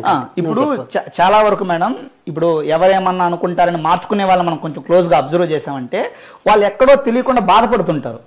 అయ్యో నేను అది చేయలేకపోయానే, నేను నాకు నచ్చినట్టు నేను బతకలేకపోయానని వాళ్ళు బాధపడుతూ ఉంటారు. నువ్వు అవతల వాళ్ళ కోసం మార్చుకునేసి బాధపడడం కంటే నీకు నచ్చిన దానికోసం ఫేస్ చేసేసి దాని పరిణామాలు ఫేస్ చేయడం బెటర్. నాకు నచ్చింది నేను చేసేసాను, దానివల్ల ఈ పరిణామం వచ్చింది, ఓకే దీనివల్ల ఈ పరిణామం వస్తుందన్న నాలెడ్జ్ నాకు వచ్చింది అని ఆలోచించుకోవడం బెటర్. ప్రతిదీ ఎవరో ఒకరు ఏమో అనుకుంటారని వీళ్ళేమో అనుకుంటారని నువ్వు ప్రతిదీ మార్చుకుంటూ వెళ్ళిపోతే నిన్ను నువ్వు కోల్పోతావు, నీ సోల్ ఐడెంటిటీ కోల్పోతావు. నేను అలాగని రెబల్గా ఉండాలి, హ్యాష్గా ఉండాలన్నట్లా. కనీసం కొంతలో కొంతన్నా మనిషి తన కోసం తను బతకగే విధంగా అలవాటు చేసుకోగలిగితే మానవ సంబంధాలు ప్లస్ ఇండివిజువల్ ఆనందం రెండు బాగుంటాయి. ఇది రెండు మాటలు కరెక్ట్ గా చెప్పావు. మన వ్యక్తిగత ఆనందం, మానవ సంబంధాలు రెండు. నేను 90% నీ వ్యక్తిగత ఆనందం ఇవ్వనట్లా, అది నీ చాయిస్. నువ్వు ఎంత టైము ఎంత ప్రియారిటీ నీకు ఇచ్చుకుంటావు, కానీ ఎంతో కొంత ఉండాలి. లేకపోతే ఒక టైం తర్వాత మనకు నేను స్లేవరీ అయిపోయినానే, నేను సరెండర్ అయిపోయానే, నేను అక్కడ అలా చేయకుండా ఉంటే బాగునున్నే, ఇప్పుడు చేసి ఈరోజు బాధపడుతున్నాను అనే భావాలు వస్తాయి. అవి వచ్చినాయంటే ఆ జర్నీ కూడా వృధా అయినట్టే కదా మేడం. అవును, కరెక్ట్. అది సో ఇర్రెస్పెక్ట్ ఆఫ్ గుడ్ బ్యాడ్ హ్యాపీగా అనేది ఎప్పుడు అర్థమవుతుందంటే మనకు నచ్చింది చేస్తున్నప్పుడు. కరెక్ట్. అది అందుకని అలాంటిది ఇందులో ఇంకోటి కూడా, ఉదయం లేచినప్పటి నుంచి రాత్రి పడుకునే వరకు నచ్చినట్లు బతికే స్వేచ్ఛ ఉండడం ఒక వరం. అది సాధించడానికి ఆర్జీవి చేసినది ఒక యజ్ఞం. ఎట్లా యజ్ఞం చేశారనుకుంటున్నావు నువ్వు? ఇప్పుడు యజ్ఞం చేయడం అనేది ఇక్కడ ఉద్దేశం ఎలా అంటే మేడం, ఖచ్చితంగా ఒక సర్వసాధారణమైన కుటుంబంలో నుంచి వచ్చిన ఒక వ్యక్తి తనకు నచ్చినట్టు బతకాలి, నాకు నచ్చిన స్వేచ్ఛ కావాలి అంటే తెలుసో తెలియకుండానో తల్లిదండ్రులని కన్విన్స్ చేసి ఉండాలి, లేదా తల్లిదండ్రులని ఒప్పించి ఉండాలి, చుట్టూ ఉన్న వాళ్ళని మెప్పించి ఉండాలి. ఓకేనా? దీనికోసం ఆయన యజ్ఞంలాగా ఫీల్ అయ్యాడా లేదా నాకు తెలియదు, కానీ నా స్థాయి నుంచి చూస్తే అది చాలా డిఫికల్ట్. అవును, చాలా కష్టమైన. అంటే ఒక యజ్ఞం చేస్తే ఎంత శ్రమ పడాల్సి వస్తుందో, మెంటల్ ఎనర్జీ ఎంత పెట్టాల్సి వస్తుందో, ఫిజికల్ ఎఫర్ట్ ఎంత పెట్టాల్సి వస్తుందో, నా స్థాయి నుంచి చూస్తే ఆర్జీవి గారు చేసిన కూడా అంతే అనిపిస్తుంది. ఇప్పుడు నేను ఇంత ముందుకు చెప్పినట్టు ఒక సందర్భంలో సూర్యవతి గారు, ఆర్జీవి గారు మదర్ గారు, అమ్మ ఆర్జీవి గారు అన్నారంట, అమ్మ నేను ముంబైకి వెళ్తున్నాను, నువ్వు ఇక్కడ బాధపడుతూ ఉన్నావంటే నాకు మనసు పని చేసుకోలేను. అలా చెప్పడం వల్ల మదర్ ఏమనుకున్నారు, అయ్యో నా బిడ్డ పని చేసుకోలే, నా బిడ్డ సంతోషంగా ఉండాలని చెప్పి బాధపడకుండా ఉండాలని నిర్ణయం తీసుకున్నారు. అలా కన్విన్స్ చేయగలిగే కెపాసిటీ ఎంతమందికి ఉంటుంది, అది. లేదా అలా కన్వే చేయగలిగే తెలివితేటలు ఎంతమందికి ఉంటుంది? తెలివితేటలతో పాటు కన్విన్స్ అయ్యే మదర్ కూడా ఉండాలి. అది ఖచ్చితంగా నేను మీకు కూడా చెప్పాను మేడం. అవును. అది ఆర్జీవి గారి అదృష్టం కూడా నేను నమ్ముతాను. కరెక్ట్. అది ఆర్జీవి గారు లాంటి కుమారుడు జన్మించడం మదర్గా ఆమెకి ఎంత అదృష్టమో, అలాంటి మదరు అర్థం చేసుకుని అది తదనుగుణంగా ఉండడం కూడా ఆర్జీవి గారికి అంతే అదృష్టం అని నేను నమ్ముతాను. మీరు కూడా ఆ రోజు చెప్పారు. అందుకే చెప్తున్నాను, ఇక్కడ ఒక వ్యక్తిలా ఉండాలి నేను అని అనుకోవడం అసలు కరెక్ట్ కాదు. ఎలాగో ఆయనలా నేను బతకాలి అని అనుకోకుండా నాలా నేను బతకాలి అంతే. ఆయన ఇన్స్పిరేషన్లు తీసుకుంటాను, వదిలే. అయితే ఇక్కడ ఏంటంటే అందరికీ అన్ని కలిసిరావు. ఇప్పుడు నువ్వు వద్దాం అనుకుంటావు, అయితే నీకేమిటి అది ఫైనాన్షియల్ ఇబ్బంది అనుకుందాం సపోజ్, దానికోసం నువ్వు తాపత్రయపడక తప్పదు. లేదు మదర్ కన్విన్స్ అవ్వరు, ఎందుకంటే వాళ్ళకున్న ఆలోచన ప్రకారం అనుకుందాం. కన్విన్స్ అవ్వరు అంటే స్టేట్మెంట్ కదా, ఇఫ్ అంటున్నాను, అప్పుడు తప్పదు నీకు. సరే మనం పుస్తకం గురించి అంతా బాగానే మాట్లాడాం, కానీ ఎలాగో ఆయన కాంట్రవర్సీ కాబట్టి కొన్ని కాంట్రవర్సీలు మాట్లాడుకుందాం. ఆయన చెప్పిన రామోయిజంలో కానీ ఆయన ఆ ఆలోచనలకు డీప్గా వెళ్తే కనుక మనకి నిజంగా అది జీవితానికి అన్వయించుకోదగ్గవన్నీ ఉంటాయి. అయితే బయట కొందరు అనుకునేవి మనం అవి కూడా మాట్లాడుకుందాం. చిన్న చిన్న అమ్మాయిలతోటి కూడా ఆయన పెట్టే కొన్ని వీడియోలు చూడలేకపోతాం. ఖచ్చితంగా అట్లాంటివి ఉన్నప్పుడు నీకు ఎలా అంటే ఆయన నేనేమి విమర్శించడం అనట్లేదు, ఎందుకంటే ఆయన వ్యక్తిగత జీవితాన్ని నేను ఎప్పుడు కూడా విమర్శించే హక్కు నాకు లేదు, తన ఇష్టం. నీకు ఎలా అనిపించాయి అలా అంటప్పుడు? ఖచ్చితంగా మేడం. ఇప్పుడు అశూరెడ్డి గారితో ఇంటర్వ్యూ చేసినప్పుడు కాళ్ళు ముట్టుకున్నాడు అనేది ఒక కాంట్రవర్సీ అయింది. నేను దాన్ని కూడా ఆయన ఒక ఆలోచన విధానం చెప్పడంలో భాగంగా చేశాడు అనుకుంటేనే కానీ దాన్ని అక్కడ ఆస్వాదించడం కోసం చేశాడు నేను. ఆయన అసలు ఆస్వాదించారని నేను అనట్లేదు, అసలు పొరపాటు కూడా ఆ మాట. ఎందుకంటే ఆయన దగ్గర ఉన్న ఎంతమంది ఆడపిల్లలు ఆయన దగ్గర వర్క్ చేసిన వాళ్ళు కూడా మీటూ అనేది అంటారు, తెలుసు కదా, ఆ కంప్లైంట్ ఆయన మీద లేదు. నేను అనేది ఆయన మిస్బిహేవ్ చేశారు అన్నట్ల అలాంటి పనుల గురించి అడుగుతున్నాయి. అసలు అవి నేను అలాంటి పనులు ఆయన నేను తప్పుగా ఎప్పుడు అలాంటి పనులు నేను ఎలా చూస్తానంటే ఆయన ఏదో ఒక కాస్తో చేసుంటారు, లేదా కాస్తో చేయకుండా తన ఆనందం కోసమే చేశారనుకుంటే అది నన్ ఆఫ్ మై బిజినెస్. నాకు కావాల్సింది ఏంటి, ఆయన చేసే చాలా పనుల్లో నా స్థాయికి, నా తెలివితేటలకి, నా సరౌండింగ్స్కి ఏది ఉపయోగపడుతుంది, నేను దేన్ని అన్వయించుకోగలను, అది నేను చూస్తానే తప్పితే ఆయన ఇప్పుడు పెళ్లి అంటే చచ్చిపోవడంతో సమానం అని బయట స్టేట్మెంట్ ఇచ్చాడు కాబట్టి నేను ఇచ్చాను అనుకోండి, అప్పుడు నేను ఆయన అర్థం చేసుకున్నట్టు అవ్వదు, ఫాలో అయినట్టు అవుతుంది. సో ఆయన ఏమంటారు, ఎవరిని ఫాలో అవ్వదు. సో నాకు ఏది సూట్ అవుతుందో, నాకు ఏది అర్థమవుతుందో, లేదా నాకు ఏది ఉపయోగపడుతుందో అవి మాత్రం నేను తీసుకుంటాను. మిగతావి that's their wish, their call అన్నట్టు నేను దాని గురించి పెద్దగా ఆలోచించను. ఎందుకంటే ఈ మాట మేము ఒక ఏజ్ వచ్చిన తర్వాత మేము అర్థం చేసుకోవడం వేరు, నీ ఏజ్ పిల్లలకి అది చూసే విధానం వేరుంటుంది. జనరల్గా అంటే అట్రాక్ట్ అవ్వడం కానీ ఒక రకమైన పర్వర్షన్ రావడం కానీ జరిగే అవకాశం ఉంటుంది. కాబట్టి మీరు ఎలా మాట్లాడతారని చెప్పిస్తారు. అట్లాగే ఆయన డెన్ చూసావు, డెన్ లో ఉన్న బొమ్మలు చూసినప్పుడు ఏమనిపించింది? నాకు డెన్ లో ఉన్న బొమ్మలు చూసినప్పుడు అంటే ఫస్ట్ ఫ్లోర్ సెకండ్ ఫ్లోర్ లో ఒక రకంగా అనిపించాయి, అది సినిమాలో కూడా చూడగలిగేటువంటి బొమ్మలు. ఫోర్త్ ఫ్లోర్కి వచ్చిన తర్వాత అది ఒక రకమైనటువంటి ఎక్స్ట్రీమ్కి కనిపించాయి. కానీ నాకు అది ఎలా కనిపించింది అంటే ఇట్స్ కామన్ ఫోటో లాగా నేను చూడగలిగిన. ఒక సెకండ్ పాటు ఏంది ఇలా ఉంది అని అనుకున్నా, ఇక్కడికి ఒకవేళ నాకు సంబంధించినటువంటి అక్కో మదరో వస్తే ఇలా షాక్ అవుతారని అనిపించినా ఆయన దాన్ని ఒక తాత్విక కోణంలో చూస్తున్నారు. అంటే ఇప్పుడు మనము గుళ్ళకి వెళ్ళి ఉంటాం మేడం, గుళ్ళల్లో అంటే ఇప్పుడు ఖజురహో లాంటివి, కోనార్క్ లాంటి టెంపుల్లో ఇంతకన్నా 100 రెట్లు ఎక్కువగా ఉండే బొమ్మలు ఉంటాయి. వాళ్ళు ఏ ఉద్దేశంతో పెట్టుంటారో, ఆ కాలంలో వాళ్ళు ఏ ఉద్దేశంతో వాటిని చెక్కుంటారో, ఈయన కూడా ఆ థాట్ ప్రాసెస్తోనే ఇక్కడ పెట్టుంటారని నేను అనుకుంటున్నాను. అదేలే నీ అభిప్రాయాన్నే నేను అనుకుంటున్నాను.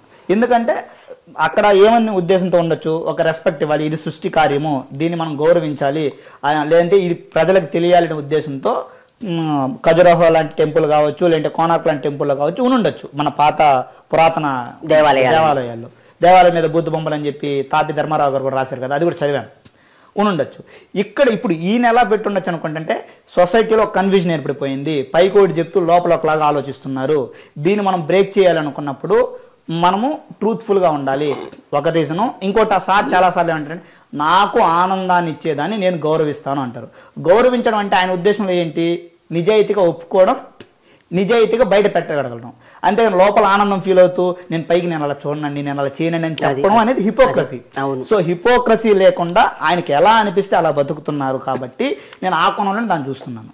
సరే, ఇప్పుడు నేను ఒక చిన్న నింద ఇస్తాను నీ మీద. సరే చెప్పండి మేడం. మామూలుగా ఏంటంటే జనరల్గా రామాయణం అప్పటి నుంచి కూడా ఏంటంటే రామాయణాన్ని రాసిన వాళ్ళు 100 మంది రాశారు. ఓకే. రామాయణాన్ని విమర్శించిన వాళ్ళకి పేరు వచ్చింది, రామాయణాన్ని అనుసరించి రాసిన వాళ్ళు పాపులర్ అయ్యారు. ఇప్పుడు విశ్వనాథ సత్యనారాయణ గారికి రామాయణ కల్పవృక్షం వల్ల ఆయనకి జ్ఞానపీఠ అవార్డు కూడా వచ్చింది. సరే, నెగిటివ్ రాసిన వాళ్ళ పేర్లు కానీ పుస్తకాల పేర్లు నేను ప్రస్తావించాను అసలు నేను. అట్లాగా నువ్వు కూడా రాము గారి మీద రాస్తే పుస్తకం పేరు వస్తుందని రాసావా? లేదు మేడం, పేరు వస్తుందని రాసే ఆలోచన కానీ ఉంటే నేను అంత బాగా వేస్తానని చెప్పాను. నేను అంత బాగా రాసులేను. అదే చెప్తున్నాను కదా మేడం, నేను ఒక పాటలాగా రాద్దాము, ఒక పాటలాగా అంటే దీనికి రీజన్ చెప్తాను మేడం. చాలా మంది ఎలా చూసేవాళ్ళంటే ఆర్జీవి ఇచ్చే తగ్ లైఫ్ చూసి ఆనందపడేవాళ్ళు. అంటే టీనేజ్, ఇప్పుడు 21, 22 బిలో ఉన్నవాళ్ళు, లేదంటే 25 బిలో ఉన్నవాళ్ళు ఆ తగ్ లైఫ్లో కాంట్రవర్షియల్ స్టేట్మెంట్స్ అవన్నీ చూసేవాళ్ళు, ఆనందపడేవాళ్ళు, ఫ్యాన్ లాగా ఫీల్ అయ్యేవాళ్ళు. కానీ వాళ్ళతో డిస్కస్ చేసేటప్పుడు ఎప్పుడూ కూడా ఈ థాట్ ప్రాసెస్ని అర్థం చేసుకున్నట్టుగా కనిపించలేదు నాకు, కనిపించలేదు. అండ్ ఇంకో కజిన్తో ఏమైందంటే ఆయన మార్నింగ్ 2 రకాలుగా చెప్తాడు. ఇక్కడేమో నేను ఇలా రెస్పెక్ట్ అంటే కొన్నిసార్లు సిచ్యువేషన్ బేస్డ్గా ఉండే వాటిని పక్కన పెట్టేసి 2 పక్కన పెడితే విభిన్నంగా వీళ్ళందరూ ఇలా ఆలోచిస్తున్నారు. సో మనము వీళ్ళకి ఇది కాదు ఉద్దేశం, ఇక్కడ దీన్ని ఇలా చూడాలని చెప్పడంలో భాగంగా పొయిటరీ రాద్దామని అనుకున్నా. కానీ సరే పాట రాద్దామని అనుకున్నా, కానీ నేను ఆ పాట రాయలేకపోయా. అది ఎలా వచ్చిందంటే ఒక జర్నీ లాగా నాకు ఫ్లోలో వచ్చింది. అది ఒక 1 అవర్లో రాసుంటాను మేడం యాక్చువల్గా. సో ఫ్లోలో వచ్చిన దాన్ని ఆలోచించుకుంటే నేను అనుకున్న విధంగా నేను పాట రాలేకపోతున్నాను, అంటే నేను చెప్పాలనుకున్న విషయం మొత్తాన్ని నేను పాటలో కుదించలేకపోతున్నాను అని ఆ విషయం నాకు అర్థమైంది. సో అందుకని పొయిటరీగా వచ్చిన దాన్ని నేను టైప్ చేసి ఆర్జీవి గారు బొమ్మ పెట్టి ఫేస్బుక్లో పోస్ట్ చేసేసాను. మళ్ళీ అప్పుడప్పుడు ఆలోచిస్తున్నప్పుడు లేదంటే ఎవరితో మాట్లాడేసి మళ్ళీ వెళ్తున్నప్పుడు వీళ్ళు ఫర్ ఎగ్జాంపుల్ లక్ష్మీ సెంట్రియా సినిమా తీసినప్పుడు ఒక రకమైన డిస్కషన్ జరుగుతున్నప్పుడు నాకు ఆలోచించుకునేటప్పుడు వచ్చే భావాలు ఆలోచనలని నేను పుస్తకంగా రాస్తే బెటర్ ఏమో అనుకుని ఒక ఆర్టికల్ రాశాను. ఇందులో దిగంబరులో రాసుంటాను అనుకుంటా, పైన మెరుగులతో లోన ముసుగులతో అని రాసున్నాను. అది రేఖా పర్వతాల గారు జూమిన్ అనేటువంటి ఒక వెబ్సైట్లో పెట్టున్నప్పుడు నేను ఈ 2 పంపించాను. సో పంపించినప్పుడు నాకేమనిపించింది, వాళ్ళు యాక్సెప్ట్ చేసి పోస్ట్ చేశారు. అప్పుడు నాకేమనిపించింది, నేను ఆలోచిస్తున్నది అంతో ఎంతో మీనింగ్ఫుల్గా ఉంది కాబట్టి వీళ్ళు పెట్టుంటారు. సో ఇన్ని రోజులు రాసిన దాన్ని ఇప్పుడు కంటిన్యూ చేద్దాము అనే ఉద్దేశంతో పాటలో చెప్పలేక పుస్తకం రాశాను మేడం. అంతేగాని పబ్లిసిటీ కోసం కాదు, లేదంటే ఒక పేరు కోసం కాదు. అందుకే ఊరికి నిందే వేస్తానని చెప్పాను, ఎందుకంటే ఆ నింద వస్తుంది తర్వాత మనకి మాట్లాడినప్పుడు కూడా. ఒకవేళ పబ్లిసిటీ వచ్చిందంటే అది నేను బోనస్ అనుకుంటాను. ఇంతకుముందు కూడా ఎగ్జాక్ట్ బోనస్ అంటే యండమూరి గారు ఒక విషయం చెప్తారు, ఆట ఆడడం ఆనందం, గెలుపు అనేది బోనస్, చదువుకోవడం ఆనందం, మార్కులు అనేది బోనస్. అలా నా ఉద్దేశంలో రాయడంలో ఆనందం వచ్చేసింది, బుక్ రిలీజ్ చేయడంలో కూడా ఆనందం వచ్చేసింది. అంటే బుక్ రిలీజ్లో ఏం ఆనందం రా అంటే ఆర్జీవి గారు నేను అభిమానించేదో లేదంటే నన్ను ప్రభావితం చేసిన ఒక వ్యక్తితో నేను కలిసి ఫోటో తీసుకోగలిగాను, లేదంటే బుక్ ఆయన చేతుల మీద రిలీజ్ చేయగలిగాను అనేది ఆనందం. ఇక ఈ తర్వాత ఇది ఎలా వెళ్ళినా నాకు బోనస్, అది పాజిటివ్ సైడ్ అయినా నెగిటివ్ సైడ్ అయినా. అది నువ్వు చేసినంటే మనం మళ్ళీ భగవద్గీతకి వెడితే కనుక పని చేస్తూనే ఉండాలి మనం, దాని రిజల్ట్ ఏదైతే అది అవుతుంది. అయితే ఇంత నీ ప్రయాణం బాగా జరిగింది, నువ్వు చెప్పిన ప్రకారంగా నువ్వు ఎంత పర్ఫెక్ట్గా దాన్ని డీప్గా చదివి ఆలోచించి రాసావనడానికి నేను ఎక్కడి నుంచి అడిగినా నువ్వు టకటక చెప్తున్నావు. అంటే అదే మొక్కుబడిగా రాస్తే గుర్తుండదు. బుక్ రిలీజ్ అప్పుడు నీకు అసలు అంటే బుక్ రాసిన తర్వాత ఇంత పెద్ద వ్యక్తి అసలు నన్ను రాణిస్తారా, నా పుస్తకానికి ఆవిష్కరణ చేస్తారా అని అంటే ఆలోచన ఏమైనా వచ్చిందని? అయ్యో ఖచ్చితంగా వచ్చింది మేడం. యాక్చువల్గా నాకు వచ్చింది. నేను అప్పుడు ఒకటే అనుకున్నా, నాకు చంద్రబోస్ గారి ఒక కొటేషన్ ఒక మాట నాకు బాగా నచ్చింది. డిగ్రీలు చదువుకునేటప్పుడు వాళ్ళ ఫ్రెండ్స్ ఎవరో అన్నారంట, పాట రాస్తే ఏమవుతుందిరా, ఒక పేపర్ ఒక పెన్ను వేస్ట్ అవుతుంది అంతే కదా అనేసి అన్నారంట. సో నేను ఇక్కడ ఎలా ఆలోచించి ఫస్ట్ నేను బుక్ రాయాలి, రాసేస్తా.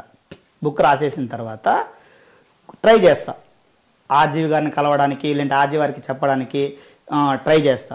కుదరలేదు అంటే ఆ తర్వాత వ్యక్తులు, ఉదాహరణకు మీరు నాకు మైండ్లోకి వచ్చారు, విశేష్ గారు మైండ్లోకి వచ్చారు, ఆకల రాఘవేంద్ర గారు మైండ్లోకి వచ్చారు, స్వప్న గారు మైండ్లోకి వచ్చారు. సో వీళ్ళని కూడా ట్రై చేసి అట్లీస్ట్ వీళ్ళ చేతుల్లో అయినా రిలీజ్ చేసే ప్రయత్నం చేస్తా. ఒకవేళ అది కూడా కుదరలేదు, నా బుక్ నేనే పబ్లిష్ చేసుకొని రిలీజ్ చేసేస్తా. దాంట్లో విషయం ఉంటే అక్కడికి రీచ్ అవుతుంది, లేకపోతే ఆగిపోతుంది. నాకు పోయేదే ఉంది, దీనికి పెట్టే కొంత డబ్బులు, ఒక ఈవెంట్ చేస్తే ఎలా అయితే ఖర్చు అవుతుందో పెళ్ళిలో ఖర్చు అవుతుంది, నా శ్రమ. ఒకవేళ ఎవరైనా చదివిన చండాలంగా ఉంది, అసలు ఇంత దరిద్రంగా ఎవరూ రాయలేదు అని అంటే ఓకే, నాకు రాసే స్కిల్ సరిగ్గా లేదు, మళ్ళీ మనం నేను నేర్చుకోవాలని చెప్పి రీవర్క్ చేసుకుంటాను. అది ఆ పాజిటివ్ థింకింగ్ అనేది వెరీ ఇంపార్టెంట్ అని నేను మెంటల్గా ఫిక్స్ అయిపోయాను. ఒక 60 to 70% రాసేసాను. ఒకరోజు విశేష్ గారు ఫేస్బుక్లో ఆర్జీవి గారి బుక్లు అన్నీ పెట్టి ఒక పోస్ట్ చేస్తున్నారు. నాకు ఆర్జీవి గారు విశేష్ గారితో ఫేస్బుక్ పరిచయం ఉంది కాబట్టి, అంటే ఎప్పుడు మాట్లాడి ఫ్రెండ్షిప్ లిస్ట్లో ఉన్నారు కాబట్టి నేను అందులో ఉన్న కొన్ని కొటేషన్ బుక్లో రాసినవి పోస్ట్ చేశాను. ఒక 4-5 చాప్టర్స్ పెట్టాను. ఎవరు ఆథర్ అని అడిగారు. సార్ నేనే సార్ ఆథర్, 70% అయిపోయింది, మిగతాది కూడా కంప్లీట్ చేయాలనేసి అన్నాను. మరుసటి రోజు మెసెంజర్లో చూస్తే మెసేజ్లో నేను నీ బుక్ గురించి ఆర్జీవి గారు కన్వే చేశానని చెప్పారు విశేష్ గారు. అంటే నేను అడగను కూడా అడగలా, సారే చెప్పేశారు గుడ్ మార్నింగ్ సార్ అని చెప్పి. అప్పుడు నేను సార్ని రిక్వెస్ట్ అడిగాను, సార్ నాకు మీ సపోర్ట్ కావాలి ఇందులో రిలీజ్ చేయడానికి అని. సరే షూర్ చేస్తానన్నారు. మళ్ళీ మాట్లాడిన బుక్ అయిపోయిన తర్వాత పంపించమన్నారు. మళ్ళీ ఒక రోజు వెళ్ళి కలిశాను, విశేష్ గారిని కలిశాను. సార్ కూడా నాకు బాగా ప్రోత్సాహం ఇచ్చారు. బుక్ అయిపోయిన తర్వాత మళ్ళీ ఈ కొన్ని కరెక్షన్స్ ఏమైనా చేసుకుంటాం, మాట్లాడదాం, ఛాయ్ ఎడిటర్స్తో కూడా మాట్లాడారు. అనుకోకుండా మా అక్క కొడుకు పని మీదగా నేను ఆకల రాఘవేంద్ర సార్ని కలవాల్సి వచ్చింది. అప్పుడు ఆకల రాఘవేంద్ర సారు ఏం చేస్తున్నావు, ఏంటి వృత్తి ఏంటి అని అడుగుతున్నప్పుడు ఇలా రాశాను. అప్పుడు ఆ సార్ కూడా చాలా ఇంట్రెస్ట్గా, అయ్యో బాగా రాసావా, దీన్ని మంచి బుక్గా తయారు చేద్దాము, నాకు ఒకసారి పంపించు, ఆర్జీవి చేతుల మీదుగా రిలీజ్ చేద్దాము అలా సార్ చెప్పారు, ఆర్జీవి గారి గురించి చెప్పారు. సో మళ్ళీ సార్కి కూడా పంపించాను. సార్ కూడా చాలా పాజిటివ్గా రెస్పాండ్ అయ్యారు, చాలా బాగుందన్నారు. సో అప్పటికి అంతకుముందుకి విశేష సార్ ఏమన్నారు, ఆర్జీవి గారితో నేను చెప్తాను చేద్దాము, వాళ్ళ సిస్టర్ ద్వారా కూడా ముందు మాట రాయిపిస్తాను, స్వప్న గారి దగ్గర ముందు మాట రాయిపిస్తాను అనేసి చెప్పుకున్నారు. సో ఆడొక క్లారిటీ ఉంది, మనకు అవకాశం దొరుకుతుందని. ఇక్కడ ఇంకొక అవకాశం కూడా ఉంది, ఈ రెండిట్లో ఏదో ఒకటి వర్కౌట్ అవుతుందని అప్పుడు అనిపించింది. అంతకు ముందుకైతే నాకు ఆర్జీవి గారికి సోర్స్ దొరుకుతుంది నేను అనుకోలేదు.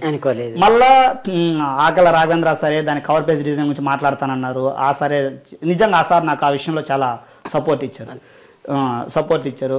కాకపోతే అనుకున్న టైంకి రిలీజ్ అవ్వలేకపోయింది. అది తప్పవులేవన్నీ, అది ప్రింటర్ వల్ల జరిగిన కొన్ని ఇబ్బందుల వల్ల మళ్ళీ లేట్ అయ్యింది. మళ్ళీ ఇంకా ఆ రోజు లక్కీగా విజయ మేడంతో మాట్లాడాను. న్యూ ఇయర్ ముందు రోజు మాట్లాడితే మేడం డెన్నికి పిలిచారు. బుక్ కూడా ఆ రోజు చేతికి వచ్చింది. సో ఇంక అట్లా విజయ మేడం చెప్పారని చెప్పేసి మొత్తం సక్సెస్ఫుల్గా చేసేసావు. అయితే ఫస్ట్ టైం ఆయన కలిసినప్పుడు కానీ, అంటే నువ్వు అంతవరకు రచనల ద్వారానే ఇన్ఫ్లుయెన్స్ అయ్యావు. రచనలు అంటే అదే రాముయిజం అనుకోపో, నేను అన్ని రచనలు అంటే అలవాటు ప్రకారం అంటున్నా తప్పించి నువ్వు నేరుగా చూడలా. ఆయన్ని చూసినప్పుడు కానీ ఆయనతో మాట్లాడినప్పుడు కానీ ఫస్ట్ ఫీలింగ్ ఎలా ఉంది నీకు? చాలా హ్యాపీగా అనిపించింది మేడం. ఆయన ఎలా అనిపించారు నీకు? నాకు అప్పుడు సార్ నాకు ఏమని కనిపించారంటే, సారు విషయం ఉన్న వాటి మీదనే చర్చిస్తారు, విషయం లేని వాటి మీద చర్చించరు. ఎందుకంటే ఆ రోజు సార్ ఫస్ట్ అసలు రామోయిజం అనేటువంటిది నిజంగా ఇంతమందిని ఇన్ఫ్లుయెన్స్ చేస్తుంటుందా, అసలు నిజంగా అంత సీరియస్గా తీసుకో అంటారా, ఏదో రాస్తారు కానీ అన్నట్టు అర్థం చేసుకొని నేను అప్పుడు చెప్పాను, సార్ మీరు చెప్పిన అన్నీ అందరికీ ఉపయోగపడవు, అందరూ అప్లై చేసుకోలేరు, బట్ కొన్ని అయితే అప్లై చేసుకోగలరు. ఇప్పుడు మ్యారేజ్ విషయంలో నాలాంటి వాళ్ళు దాన్ని బ్రేక్ చేయలేరు, మీరు చెప్పినట్లు వెళ్ళలేరు. కానీ ఒక ఫెయిల్యూర్ వచ్చినప్పుడు కావచ్చు, లేదంటే దేవుడి గురించి పట్టించుకోకుండా నీ పని నువ్వు చేసుకోవడం కావచ్చు, లేదంటే సొసైటీ గురించి పట్టించుకోకుండా నీ పని నువ్వు చేసుకోవడం కావచ్చు, లేదంటే ఫుడ్ విషయంలో టేస్ట్కి ప్రియారిటీ ఇవ్వకుండా అంతలో ఇంత ఇప్పుడు కనీసం వారం రోజుల్లో ఒక్కరోజు మాత్రం టేస్ట్కి ఇచ్చి మిగతా రోజున ఆకలి కోసం తినే విధంగా కావచ్చు మీరు చెప్పేది ఖచ్చితంగా ఉపయోగపడుతుంది అనేది అక్కడ చాట్ జీపీటీ గురించి, ఫ్యూచర్ ఎడ్యుకేషన్ సిస్టమ్ ఎలా ఉంటే ఇవి చాట్ జీపీటీ ఇవన్నీ అందుబాటులోకి వస్తాయనే నుంచి ఇలా ఒక 1 అవర్ పాటు 15 నిమిషాలు ఉంటే ఎక్కువ అనుకున్నాను నేను. కానీ అక్కడ ఏఐ మ్యూజిక్ గురించి, ఈ కొత్తగా వచ్చిన sunuva.com వాటి గురించి, చాట్ జీపీటీ గురించి, చాట్ జీపీటీ ఫ్యూచర్ ఎలా ఉంటుందనేది సారా యొక్క అభిప్రాయం, ఆలోచన దృక్పథం నుంచి, జనరల్గా నేను ఎలా చాట్ జీపీటీ యూజ్ చేసుకుంటూ ఉన్నాను అనేది వీటి గురించి చర్చ జరిగింది. సో నాకు అక్కడ అనిపించింది ఒకటి ఫస్ట్ ఆనందం, అబ్బా మనం కలిసాము కరెక్ట్ అనేది ఒక ఆనందం.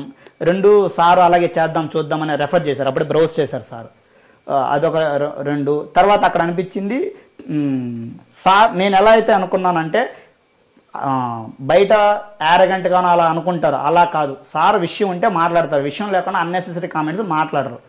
అండ్ సార్ అక్కడ హాయ్ హౌ ఆర్ యు అన్నారు. సో కానీ ఇక్కడ అనరు అంటే దాని అర్థం అక్కడ నేను ఎలా తీసుకున్నాను గతంలో కూడా అంటే నువ్వు హౌ ఆర్ యు అనడంలో ఉపయోగము ఏమీ లేదు, ఓకేనా, దానికోసం వేస్ట్ చేయబడలేదని తాత్విక చింతన చెప్తున్నారు. అంటే రియాలిటీలో సార్ కూడా హాయ్ 2 సార్లు అడిగారు నన్ను హాయ్ హౌ ఆర్ యు అని మొన్న డెన్లో కలిసినప్పుడు కూడా. కానీ అక్కడ ఉద్దేశం ఇది అనేది నేను ఎట్లయితే అనుకున్నానో సేమ్ నాకు ఇక్కడ కూడా అలానే అనిపించింది. దానికి హ్యాపీగా నీ జర్నీ నువ్వు స్టార్ట్ చేసిన దగ్గర నుంచి, అందుకని ఈ పుస్తకానికి ఎవరైనా కొంతమంది ఇప్పటికి కూడా నీకు ఇది రామగోపాలాయనం అనే దాన్ని రామాయణంతో కనెక్ట్ చేసినందుకు కామెంట్స్ వచ్చినా భయపడకు, నువ్వు ఆయనలాగే నేర్చుకో అది కూడాను. అలాగే నీ చేత, ఎందుకంటే నేను ఇప్పుడు ఈ కాంట్రవర్సీలు కానీ నిందలు కానీ ఇలా మాట్లాడడం అని అంటే ఒక ఏజ్ వచ్చిన వాళ్ళు అర్థం చేసుకోవడం వేరు, మీ వయసులో ఉన్న వాళ్ళకి ఆయన చెప్పే కొన్ని పనులు కానీ ఆయన చేస్తున్న చేష్టలు కానీ మీరు చెడిపోవడానికి కూడా అవకాశం ఉంటుంది. అవును మేడం. అంటే మీరు అర్థం చేసుకోవడం బట్టి ఉంటుంది. దాన్ని బట్టి ఆయన వల్ల మీరు చెడిపోయారని నేను మళ్ళీ ఆయన నిందించడం నాకు అవసరం లేదు. కాకపోతే నువ్వు ఈ చిన్నపిల్లాడి అయి ఉండి నువ్వు ఇంత చక్కగా నార్మల్ ఫ్యామిలీ నుంచి వచ్చి చదువుకుని అది అర్థం చేసుకునే స్థితికి నువ్వు పెంచుకుని ఆయన చెప్పిన దాన్ని పర్ఫెక్ట్గా అర్థం చేసుకుని అనలైజ్ చేయడం అనేది చాలా మెచ్చుకోదగ్గ విషయం. అందుకని నువ్వు రాసిన పుస్తకం కూడా మధ్య మధ్యలో ఇలా తీస్తే చాలా టక్కున అర్థమైపోతుంది. పుస్తకం సైజ్ చిన్నదే పెట్టినా కానీ బెస్ట్ అది చదవడానికి మాత్రం. అందుకని నువ్వు చేసిన పనికి ఫస్ట్ థింగ్ నీకు కంగ్రాచులేషన్స్. అది అందుకని ఫైనల్గా క్లోజ్ చేసేప్పుడు ఆర్జీవి అనే పదాన్ని నువ్వు ఒక చిన్న డిఫైన్ చెయ్యండి. సమాజం మీద విసిరినటువంటి ఒక విధ్వంస విధూతి అని అంటాను మేడం. ఆయనకి నచ్చుతుందిలే ఈ మాట అయితే. ఎందుకు అంటే ఇందులో ఒక విషయం నేను ఎందుకు చెప్పానంటే, అంటే పూరి గారు ఒక సందర్భంలో ఆయన ఒక గుదిబండ విసిరేశారు మా చెరువులో అంటారు. నేను అలా విసిరేయకపోతేనే ప్రమాదం అంటాను మేడం. ఎందుకంటే ఇప్పుడు చెరువులో గుదిబండ విసిరేసినప్పుడు నీళ్లు చల్లా చెదిరి బయటపడతాయి. అప్పుడు ఆకలితో అలమటిస్తున్న జీవులకి నీరు దొరుకుతుంది, ఎండిపోతున్న మొక్కలకి నీరు దొరుకుతుంది. మేబీ అందులో భాగంగా ఆ నీటి ప్రవాహానికి ఆ ధాటికి తట్టుకోలేని కొట్టుకొని వెళ్ళిపోవచ్చు, విలవెల్లాడవచ్చు, గిలవెల్లాడవచ్చు. కానీ అవి అలా జరుగుతాయని చెప్పి ఇప్పుడు ఇలాంటివి చేయడం ఆపేస్తే ఇక్కడ అలమటించే వాళ్ళ గురించి, లేదంటే జ్ఞానం కోసం ప్రయత్నించే వాళ్ళ గురించి, లేదంటే చైతన్యం కోసం ఆలోచించే వాళ్ళకి ఇది జరుగుతుంది. సో ఆయన చేసేది చేసుకుంటూ వెళ్తే ఇక్కడ వీళ్ళు ఎందుకు విలువెల్లాడుతున్నారు, లేదంటే ఇక్కడ ఎందుకు వీళ్ళ యొక్క మనసు తాను అంగీకరించట్లేదు కాబట్టి మనసు పెట్టి ఆలోచిస్తే అప్పుడు వీళ్ళు కూడా విలువలాడరు. అంగీకరించట్లేదు అనేది మళ్ళీ గీసుకోవాలి కింద. అంగీకరిస్తే అర్థమవుతుంది, దాన్ని పాటించమని నేను అనట్లా. ఇప్పుడు నేను కూడా అన్ని యాక్సెప్ట్ చేసినాను, ఎవరికి ఏవి కుదిరితే అవి పాటిస్తామమ్మా. అందులో అన్ని నేను పాజిటివ్ గా రాశాను, కానీ అన్ని నాకు అప్లై చేసుకోలేకపోతే అందరికి కుదరదు. కానీ కొన్ని సందర్భాల్లో నాకు అది ఉపయోగపడతాయి. సో ఫస్ట్ అంగీకరించగలిగితే మనసు కుదేలైపోదు.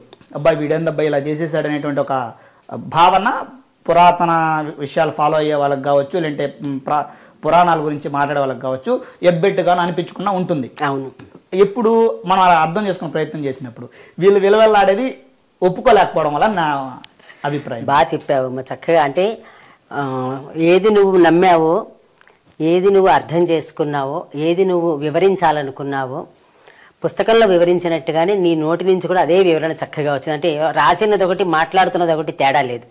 అందుకని నేను పుస్తకంలో చూసిన ఊరికే లైన్లు అడిగాను, కానీ నేను అనలైజ్ చేయక్కర్లా. నువ్వు ఎలా రాసావు అనేది నువ్వు చెప్పాలి. కాబట్టి ఈ పుస్తకం గురించి ఇంతసేపు మాట్లాడాల్సి వచ్చింది. నీకు ఫస్ట్ కంగ్రాచులేషన్స్ రాసినందుకు, అండ్ అలాగే ఆల్ ది బెస్ట్ కూడా. నీ బుక్ బాగా వెళ్ళాలనుకుందాము. సరే, ఇక్కడ మనం మాట్లాడుకునేది పుస్తకం కంటే కూడా ఒక వ్యక్తిని, నువ్వు తత్వవేత్తగా భావించిన వ్యక్తిని నువ్వు ఎలా అర్థం చేసుకున్నావు అనేది. అంటే చాలా మందికి అనిపించవచ్చు రామ్ గోపాల్ వర్మ మీద ఇంతసేపు డిస్కషన్ పెట్టాలా అని. సరే, అది మన ఇద్దరి ఇష్టం.